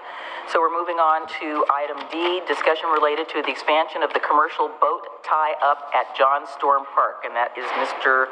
Conkle. Thank you. So there's been some discussion about the possibility of expanding the area that commercial vessels may utilize at John Storm Dock as a tie-up location for potential tourism-related activities such as tours and river cruises. There are several licenses, lease agreements, and grant agreements that govern the usage of John Storm Dock. The dock currently has 60 feet set aside for commercial usage, as outlined in a lease agreement with the Department of State Lands. Requests have been made to allow vessels larger than 60 feet to utilize the dock for commercial activity. The dock was engineered to accommodate a 60-foot-long 40-ton vessel, and commercial usage above that occupancy may require a structural analysis of the dock to ensure the continued safe operation.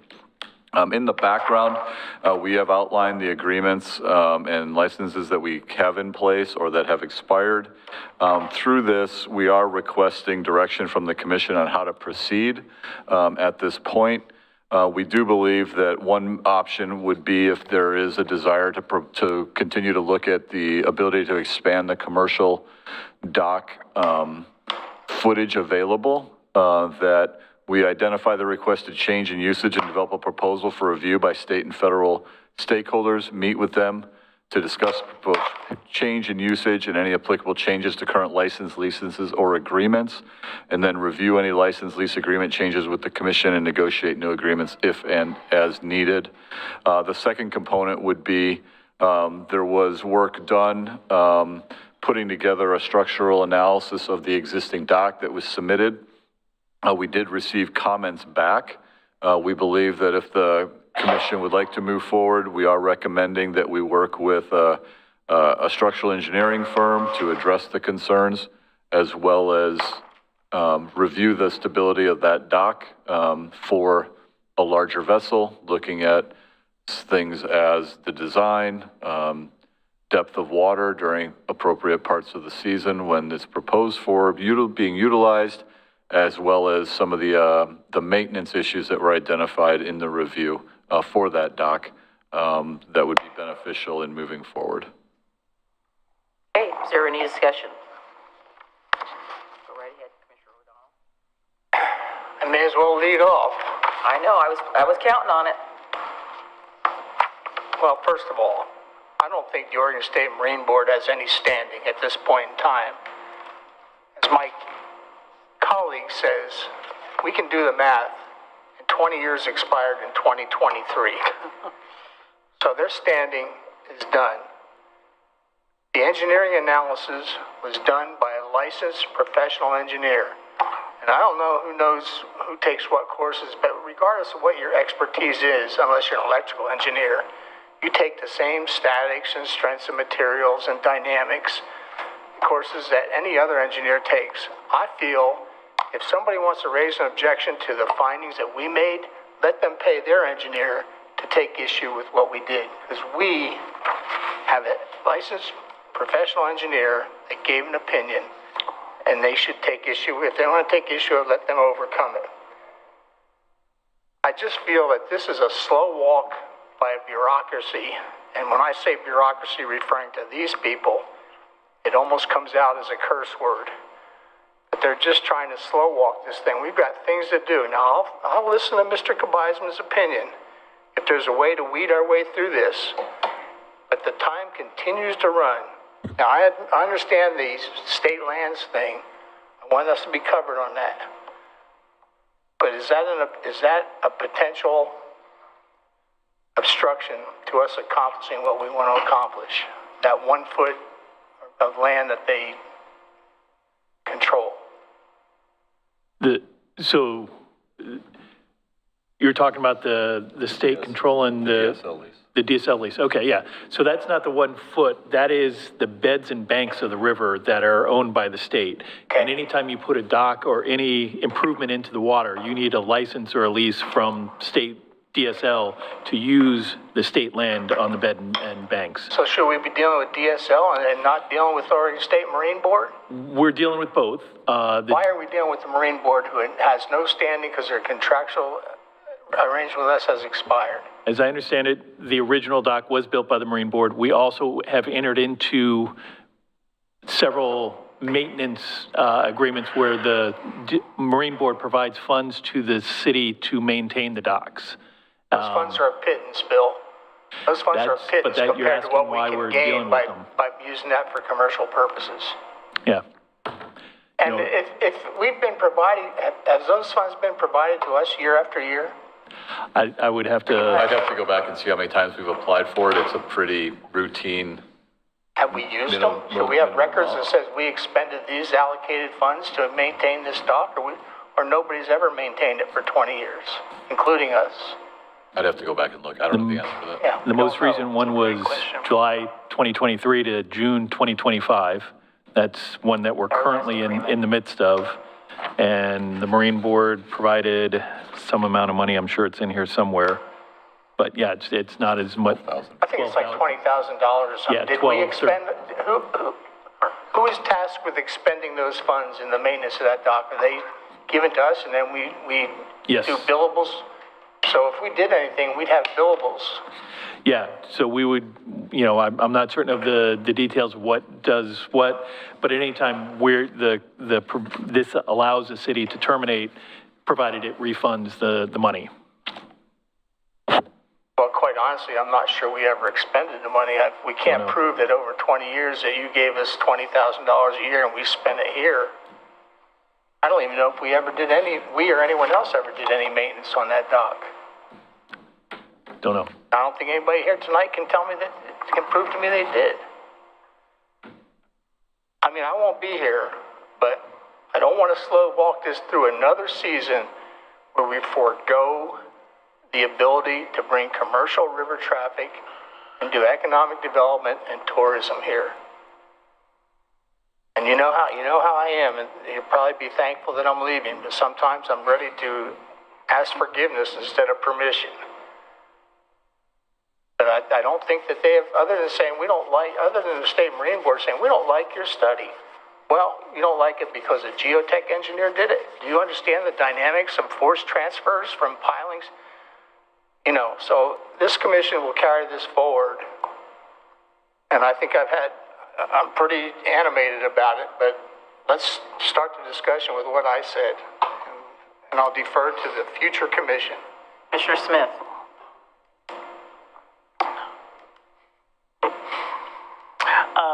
I don't know all the complicated issues with the Marine Board and all that, but I agree that they're probably, well, they haven't been cooperative in the past on other issues either, so it doesn't surprise me. But I think we do need to make an effort to move forward and do what we need to do to work through that and get that access to the dock for tourism. So I'm willing to push forward. Commissioner Morrow. Yeah, I agree. I don't necessarily know what that looks like.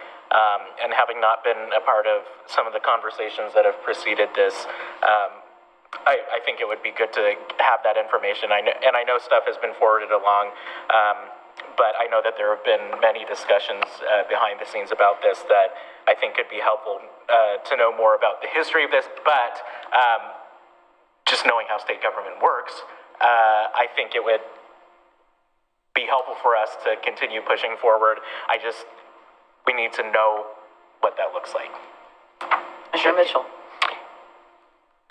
This group has so much support.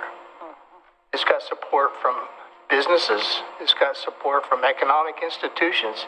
It's got support from elected officials, including Mark Meek. It's got support from the Confederated Tribes of the Grand Ronde. You know, and I did, to be fair, I instructed those who want to use this to say under what river conditions, under what flow rates and depth of water do you intend to use this? But the loadings were calculated at the flow rates that will exist at the time of use. So, I mean, we've been thorough, and I think those who challenge it need to be thorough in turn. I agree. Thank you. So, obviously I'm not an attorney, but as Commissioner O'Donnell said, the Marine Board's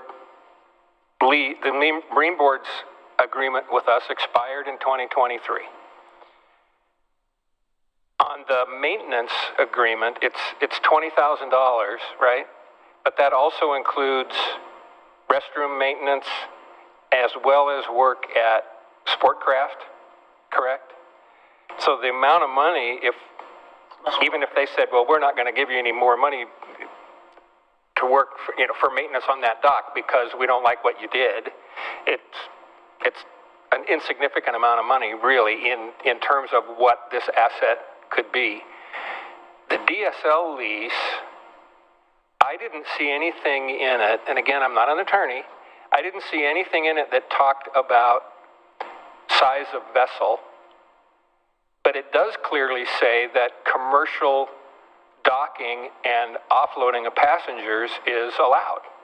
I mean, that's specifically spelled out in there, right? So we're not changing the use. We might be allowing a bigger vessel, but to me, it's pretty clear. As a layman, it's pretty clear that docking commercial vessels there is allowed. I guess on the Marine Board issue and the things they point out, they did send some photos that were concerning, where there might be maintenance issues that might affect the ability of that dock to withstand. So if there would be a way, I would be in favor of some way to have those maintenance issues that were pointed out investigated, to make sure that we don't need to make repairs, to get it up to the standard that it was originally built for. But the standard it was built for was 60 feet and 40 tons. I said that wrong. Yeah. Up to the standard that is in the engineering report that was done, and I don't remember what those amounts were now. But it was more than 60 feet and 40 tons. I guess what we're proposing is to engage in a conversation to talk about with the regulatory agencies all these issues that have been identified. How much of the with the Marine Board, our position is that the agreement has expired. Is there some position that they're going to take that we're not aware of that impacts our ability to negotiate with Division of State Lands and have the conversation with them? They may say you're fine. I don't know what they're going to say until we sit down and talk to them about what we'd like to do. So we'd like to go in with a proposal that says, this is what we want to do. Here's what we think based on the documents that we have. Do you agree? Do you not agree? And why? So we don't know where that position is yet. I don't disagree that there were maintenance issues. The review of the structural also pointed out there are no cleats. Where are cleats going to be put on? It identified the maintenance issues that were out there. It also identified that some of the assumptions based on river levels and flows didn't coincide with what the timing of when the proposed use of the dock for the larger boat was going to be. So and there's just some technical things we have to work through that I think would be advantageous for the city to know moving forward on not only the permitting process, but the design of that dock and what it can truly is capable of holding. I don't disagree that the work has been done. I think we just build on it and so that we can respond to things that have been pointed out that are legitimate things that have been identified. We would expect those comments to come back and then we should be able to respond to them. Those things appear to be lack of maintenance. They're talking about rust on the pilings and all. I agree. A lot of them are there were also concerns about depths of boats, draft of boat relative to. And the group has been instructed to be very specific about flow rates, when you will be there, and depth of water. Those are all true things. The other thing that's a truism for any engineer is if you say it's built to do 60 feet, it's not going to fail at 61. There's something called, there's a safety factor, and it's usually a factor of at least 4. So you could probably do some large vehicle and put it there, but I'm fine with being responsive. I still don't feel the Marine Board has standing, but we are the owners of that, and we have a duty of diligence. And I have no objection to a survey of the conditions of the dock to address those questions they brought up, even if they're just superficial roadblocks and superficial rust. I've got no issue with it. But I think if they're going to challenge the engineering report filed by a licensed professional engineer, then it's up to them to say, we're going to bring in our engineer and do it. Now, I don't know how that's going to pan out. And I know these people can cause you a world of pain because they're bureaucrats. But, you know, let's get it done. Okay, so I'm gonna interject because I've not had a chance to say anything. So we've already done the circle twice. So where I'm coming from is that I was supplied with 2-inch stack of material involving this thing. The report that you forwarded to the city manager that he sent to us, and I read through everything and highlighted it. Here is my issue. I am supportive of your overall concept, but what I'm concerned about is the liability. We are a local jurisdiction, and we have a major liability issue here. I don't know if any of you heard about what happened on Golagichi Island here about 2 months ago. They do a lot of boarding of people, and they're taking them to the island to see this and that. The dock failed. That caught my attention. I'm not saying this is going to happen to us, but what my issue is that wouldn't we want to have the best possible outcome for this without any risk? There's going to be a little bit of risk, but I'm concerned about the liability issue. And if we don't address the issues that were raised in some way or the other, and somebody gets a hold of this, I'm not interested in getting into a lawsuit by somebody who says that we did not pay attention to this, right or wrong. So I think that my opinion is that we are definitely, I think, expanding the use and the intensity, regardless of whether the dock was designed for this particular boat or that particular draft. If we're talking about regular and ongoing commercial vehicles, that is not something we're doing now. So it's not a change of use, it's an intensity of the use. I want to make sure that all those problems, whether they are minor or superficial, get taken care of before we allow one person to set foot on that and come into Oregon City. Because guess who's going to be holding the bag? We are. I don't want that to be our position, that we did not pay attention to this. I will have to say, during my career, I have never had any issues with the Marine Board, even when I was a city staff person. They were always helpful. They were always responsible to what we talked about when we were dealing with the issues with particularly with the Sportcraft landing dock. And that could be because one of their operations managers that was assigned to Oregon City was somebody I used to work with, so I had a good relationship with them. I'm not dismissing your concern about the Marine Board. Whether they have jurisdiction or not, I would like to see the city manager go in, as he's recommended, begin discussions with these regulatory agencies and do what we need to do to get this going. I don't think that hurts us to show that we are trying to, we want to do X. You have an objection to this, then you show us why, but we're going to move forward to make this happen. But I think you do need to have that discussion, and I think that he is being fiscally responsible so that we can minimize the risk for anything happening, because I saw those pictures and they caused me some alarm. I mean, whether they're minor or not, I just thought, yeah, we need to fix that. We need to make sure that this dock is everything we want it to be, and if we need to structurally reinforce it so we can have some additional onboarding, let's do it. Let's get it done. Let's move forward with this and not let this hang us up. We know what we need to do. Let's just move on. Let's get it done. So I think I'd like to recommend that we definitely take the city manager's recommendation and authorize him to begin those discussions. So, question on the use of the phrase "begin those discussions," because again, having come to this, not having been able to attend the river assets, do it. I know, but my understanding was that we had given direction to begin a while back. So what has already happened up until now between staff and the Marine Board? Maybe my word should have been continue. Well, no, but that's what it says in the report as well, about authorizing the ability to begin conversations.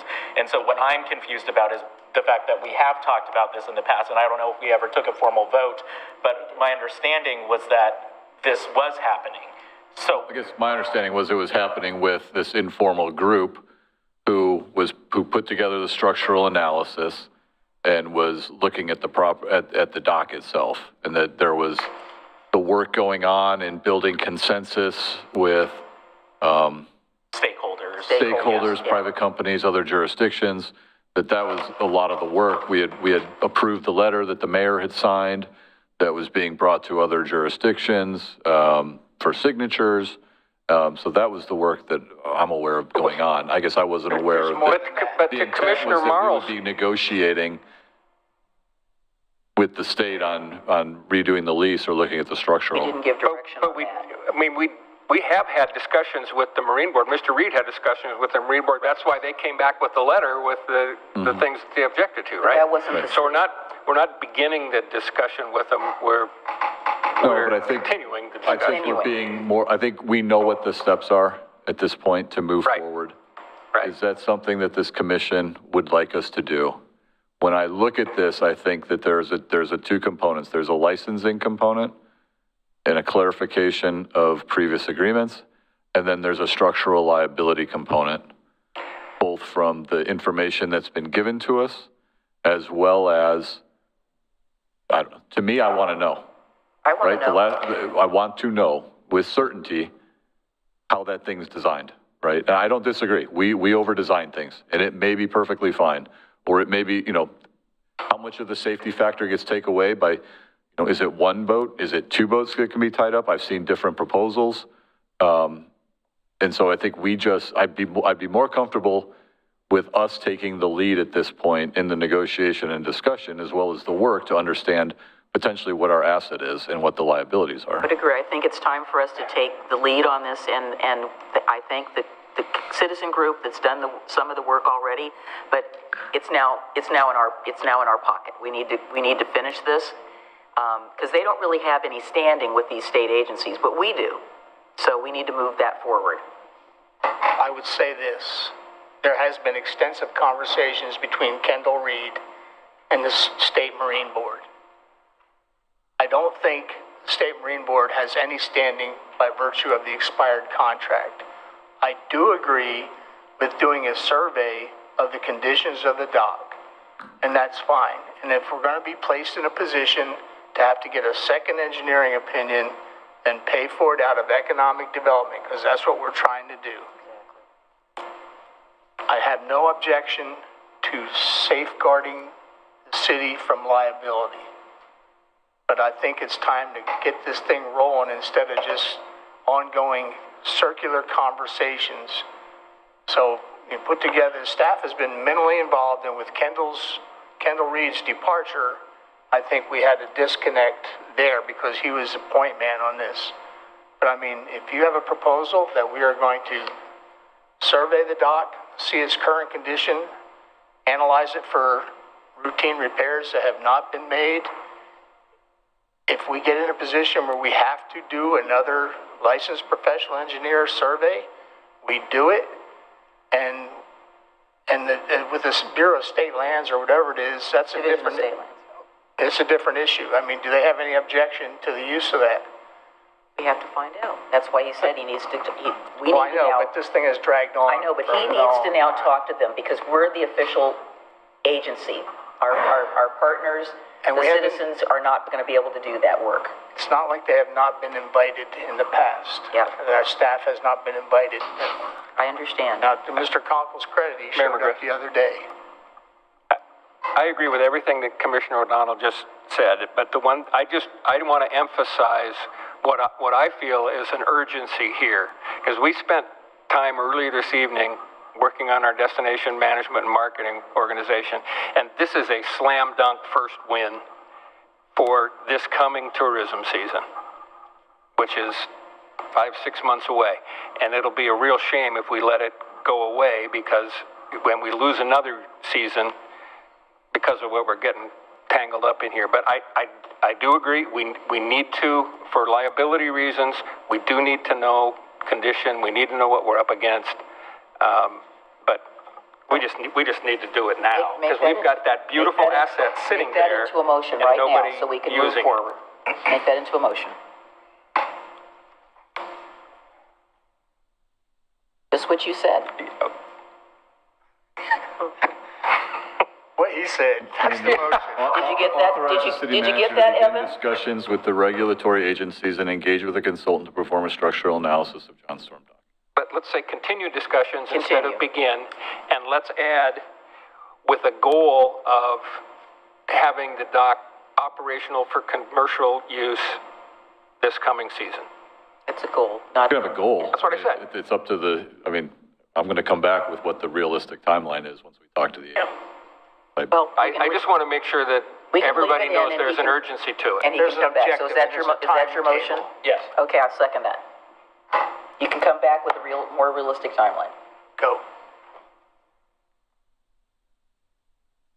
All right. Commissioner Frank O'Donnell. Aye.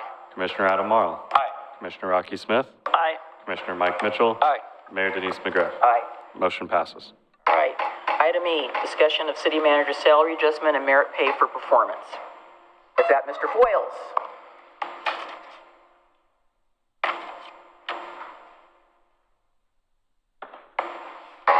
Good evening, Mayor Commission. The city manager's performance evaluation was conducted last week in executive session on December 10th. The city manager's employment agreement notes, based on that review, the city commission may consider salary adjustments, one-time merit payment, or other changes to the employment agreement. The commission requested an opportunity to consider those options during the next available commission meeting, so here we are, and I will turn it over to the mayor. So do we have any further discussion about this item? I think the commission report was very clear and understandable and objective, so I would like to call for a motion, if there's no discussion.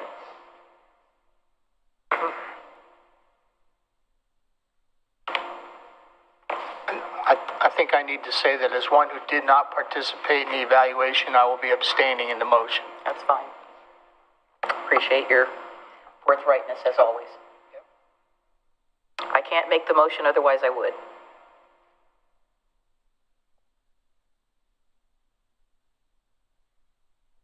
Well, I think there has to be some discussion. I asked for discussion, so let's have it. Yeah. So if there's discussion. So my comment would be that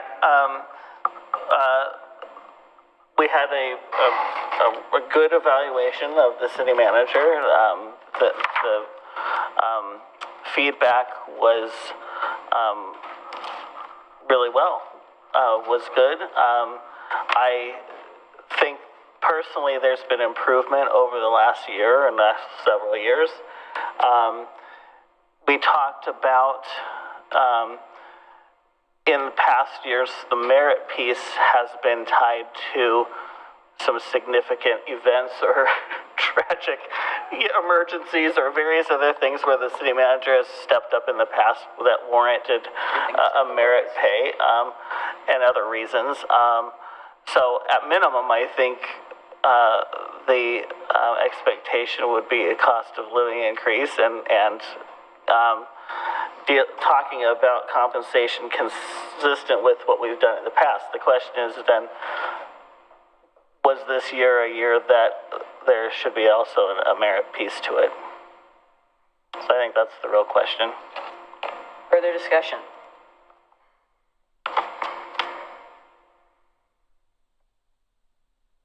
Anytime. I think based on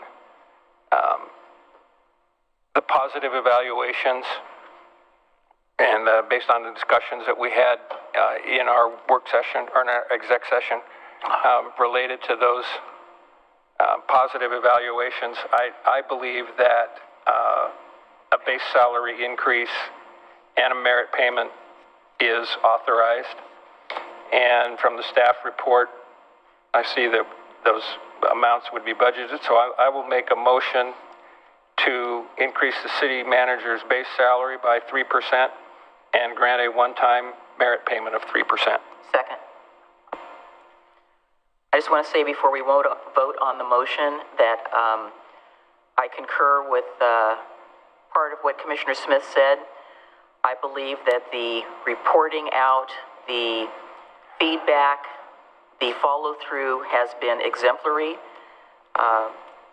He has been on top of issues, even those that have come up. As I said before, jokingly, we haven't had the locust yet, so knock on wood, we're not going to have locusts, but we've had everything else. I think, to me, it is evident in the progress we've made substantially with regard to our equity program that we have so many employees who are participating and are truly excited and invested in moving this city forward, and that comes from leadership. Hiring of our assistant city manager. Although I worked under a previous city manager, we needed that position desperately. I can already tell that he is not as stressed as he has been in the past, which is good. I'm sure his family appreciates that. I think that we have an excellent leadership team. I continue daily to be impressed by the work that our staff does, and that's because we have good leadership at 625 Center Street. I wholeheartedly support this motion. Thank you. I'll just echo what's already been said. I want to specifically point out that when we received the 360 feedback, it was clear, based off of some of the comments, who those people were. And it was especially telling to hear such positive comments from stakeholders and that come from the tribal communities. I think that is a huge deal, and that really speaks volumes.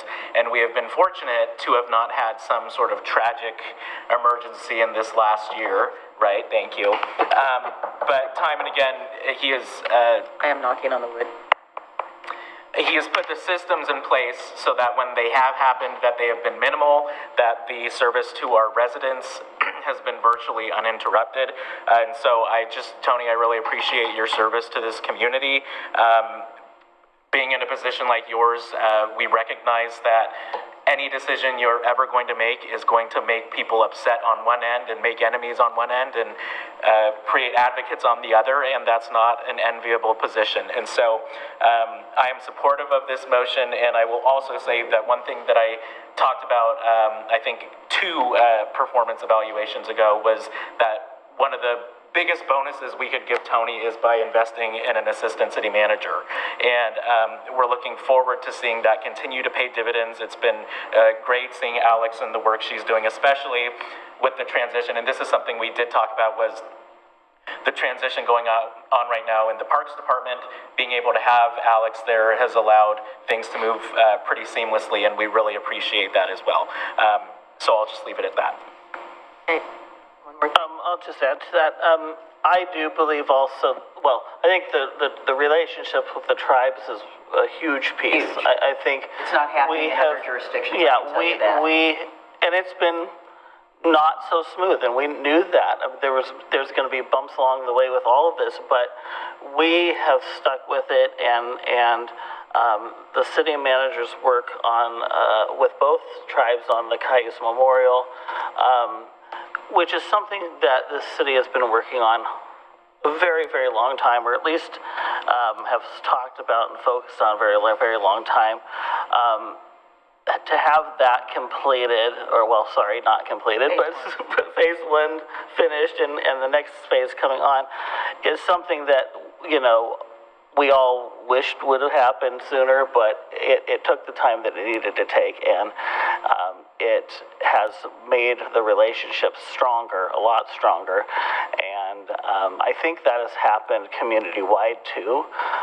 I think, as Commissioner Morrow mentioned, the city manager gets the criticism, right, for things that go wrong. This is the least, in this cycle, this is the least criticism I've heard from the community. Things are going smooth. Things are, running, as good as I've seen it in a long time. And I think that's because of the effort of the city manager, and that's probably helped because of the addition of the assistant city manager. So we know that we have steps to fill, right, with the parks piece, and so when that parks position is filled, we'll really get to see how the structure works, and I think we'll even see more benefits from that. So I think we're in a good place. Okay, I'm going to call for the question. Commissioner Frank O'Donnell. Abstain. Commissioner Adam Marl. Aye. Commissioner Rocky Smith. Aye. Commissioner Mike Mitchell. Aye. Mayor Denise McGriff. Aye. Motion passes. Thank you, Tony. Thank you. Okay, let's move on. We've got second reading of ordinance number 24-1016, codifying the ban on psilocybin businesses. Is there any discussion? I move to approve the second reading of ordinance number 24-1016. Is there a second? Okay, it's been seconded by Commissioner Mitchell. Ordinance number 24-1016, an ordinance of the City of Oregon City codifying the ban on psilocybin businesses. Commissioner Frank O'Donnell. Aye. Commissioner Adam Marl. Aye. Commissioner Rocky Smith. Aye. Commissioner Mike Mitchell. Aye. Mayor Denise McGriff. Aye. Motion passes. All right, we have item number 10, communications. And Tony, you've outdone yourself. You've saved the best for last. We have the annual comprehensive financial report for the fiscal year ending June 30, 2024. And we have the fantastic and amazing Matt Zook, our finance director, to give this report and dazzle us with the sparkling review that we received from our audit. God, the intro was longer than the report. I'd like to thank you, Mayor, Commissioners. Good evening. I did ask Evan, would you go ahead and pull up the 156-page document? I just want to go through page by page. Would you please read it in its entirety? It's much. And Bill can help you. When your voice gets out, Bill will jump in there. With the decimal points. No, in all seriousness, I appreciate everything you've said tonight, primarily, about staff and Tony. Part of this whole success on the annual comprehensive financial report is tone at the top, including the board, the commission. So I appreciate that. What we are presenting here this evening for the listening audience is the annual comprehensive financial report, which is basically our financial statements for the year 2023-24. This is for the year that ended June 30, so almost 6 months ago. This is one of the fastest years that we've wrapped this process up, and it goes as a big credit to Erin and the staff that works with her to do that. You'll recall a few years ago we actually engaged with a new audit firm, and they've been really good to work with, Aldrich and Company, and so. The most important piece of that review is that the auditors issued an unmodified opinion or a clean opinion. There were, for the most part, there was just, a lot of, they do a review of internal controls, the financial statements, that sort of thing. They, the result of that is a rather large document. I know that there's so much detail in that the average citizen is probably not going to read and understand it. But what is important, again, is the clean opinion. We do submit our financial statements to voluntarily to the Government Finance Association, Government Finance Officers Association Certification of Achievement for Excellence in Financial Reporting Program. So that requires actually a lot more than just the basic financial statements. That'll turn this, it probably adds 50, 60 pages of this, but it's a lot more scrutiny that goes into that and a lot more information to the reader. So we've continued to do that for the last, I don't know how many years it's been, but we continue to do that, and we're going to do that again with this one.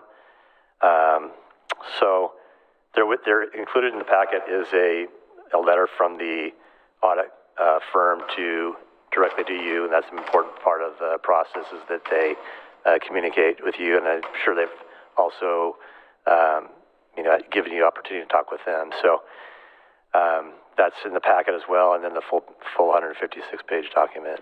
So I'll spare the details on each page, but if there's questions, I'd love to answer those. And I do have one. So as I recall, we did remedy the one contract bid that was outlined in the report that apparently we did not follow the regulations outlined in ORS 279. Yeah, we had a good discussion with the auditors about that, and one of the things I appreciate about them is that I push back on some of those items, it was a contract that should have been gone back out for bid. The original contract didn't allow for an automatic renewal. It was in part, and the opportunity of the department that did this was that a new staff member had taken a look at that and also seen that it should have been rebid. We have since rebid it, and so it's been, that we've over. Sorry, like I said, I recall that we did go back and remedy that. So. Yeah. Any questions, gentlemen? Do we need to make any approval? We're just accepting this report, Correct. waving the wand, etc. Okay, Making sure that you're aware. right. All right. Thank you, Mr. Zook, and your staff for the excellent work. We have communications from commissioners. Please go ahead. I know this isn't the night for committee reports, but this one has some urgency to it, I think. C4 Metro met this morning, and without going into all of the background, Commissioner Paul Savas, who's probably as involved in transportation and transportation funding and how transportation works in the metro area as anybody, brought up a concern. In his opinion, and not just his opinion, but comments that have been made, surveys that have been sent out, tolling is back on the table. Of course it is. Not a surprise. No, it's not a surprise. But Commissioner Savas' suggestion is anytime we have an opportunity, formally or informally, to talk to our state senator or legislature or anybody listening to this tonight, we've got to get back on the opposition to tolling because it is back. We've never gotten off of it, unfortunately. That's all I have. So how it's in Commissioner Savas' opinion, so this is back at the Joint Transportation Committee that we all had to talk to many times. Yes, and then they set up 3 work groups, and I can't remember what the 3 topics were. One of them was finish what we promised, which would include the 3rd lane on the Abernathy Bridge and the widening. And then there were 2 other topics. Operations and maintenance, and then there is transit. Oh, that's right. Okay, thank you. But coming out of those work groups, even though, in Commissioner Savas' opinion, all of the input that they were receiving seemed to be, if you're looking for additional revenue sources, look at vehicle mile tax. That doesn't seem to be getting a lot of attention, but instead tolling is, for whatever reason. Okay, so I guess what we need to do is we need to get back with our Public Works Director, and if need be, we should fire off yet another letter. We can coordinate with, is Trent still working with the committee, the C4? No, it's not Jamie Lorenzini. Trent is still on county staff, but he's in a different position. But Jamie Lorenzini is the lead. Okay. So, would you guys be in favor of us doing that? I mean, let's make a preemptive strike at this point in time and basically say, it's our understanding that, we have already told you, I guess we want to say in slang, we ain't playing. Have concurrence on that? Mm-hmm. Okay. So we'll get something out in coordination with the county. Adam? No reports from me. Rocky? I just wanted to say that on December 11th, several of us attended the retirement for Gail Yazzolino at the End of the Oregon Trail Interpretive Center, and Executive Director of the End of the Oregon Trail, or the Clackamas Heritage Partners, or Historic Oregon City. The mayor was there, Tony was there, and Melissa from Parks Department was there. I spoke on behalf of the city, but also on behalf of the board. I'm the ex officio member of the CHP board from the city. I just want to thank Gail for all of her work at the End of the Oregon Trail and commitment to both the board at the End of the Oregon Trail, but also to the building and the property for quite some time. She is handing the torch over to Corrine, and things are going great. So I just want to wish her a happy retirement, and she's going to spend time with her family, hopefully travel a little bit, but I'm sure she'll be staying tuned to what's going on at the end of the Oregon Trail. So I understand that there may be a immigrant wagon coming their way with 2 plastic horses. Yes, and they have a chicken. Yes, and there's going to be some chicken. There's going to be a chicken display of some sort. I'm going to go ahead and jump in here. I just want to say that this has been a very busy year for us, and to echo what Commissioner O'Donnell said, as we end 2024 as our last meeting of the year, I just want to let you gentlemen know that I agree. This has been an excellent working group. We have a lot of solidarity, and considering where Commissioner O'Donnell and I came from, having to vote on censures of past commissioners and having to band together to show the community that we were operating in solidarity, then bringing on Adam, bringing on Mike. It has been work, but it has been work that I care about, work that I love. And my final gift to Commissioner O'Donnell is I'm going to give him the last word, and I would like you to adjourn the meeting when you are ready after your last word. Because he always says I have the last word, but if you look at the agenda, the mayor gets the last word. I am ceding my last word to you.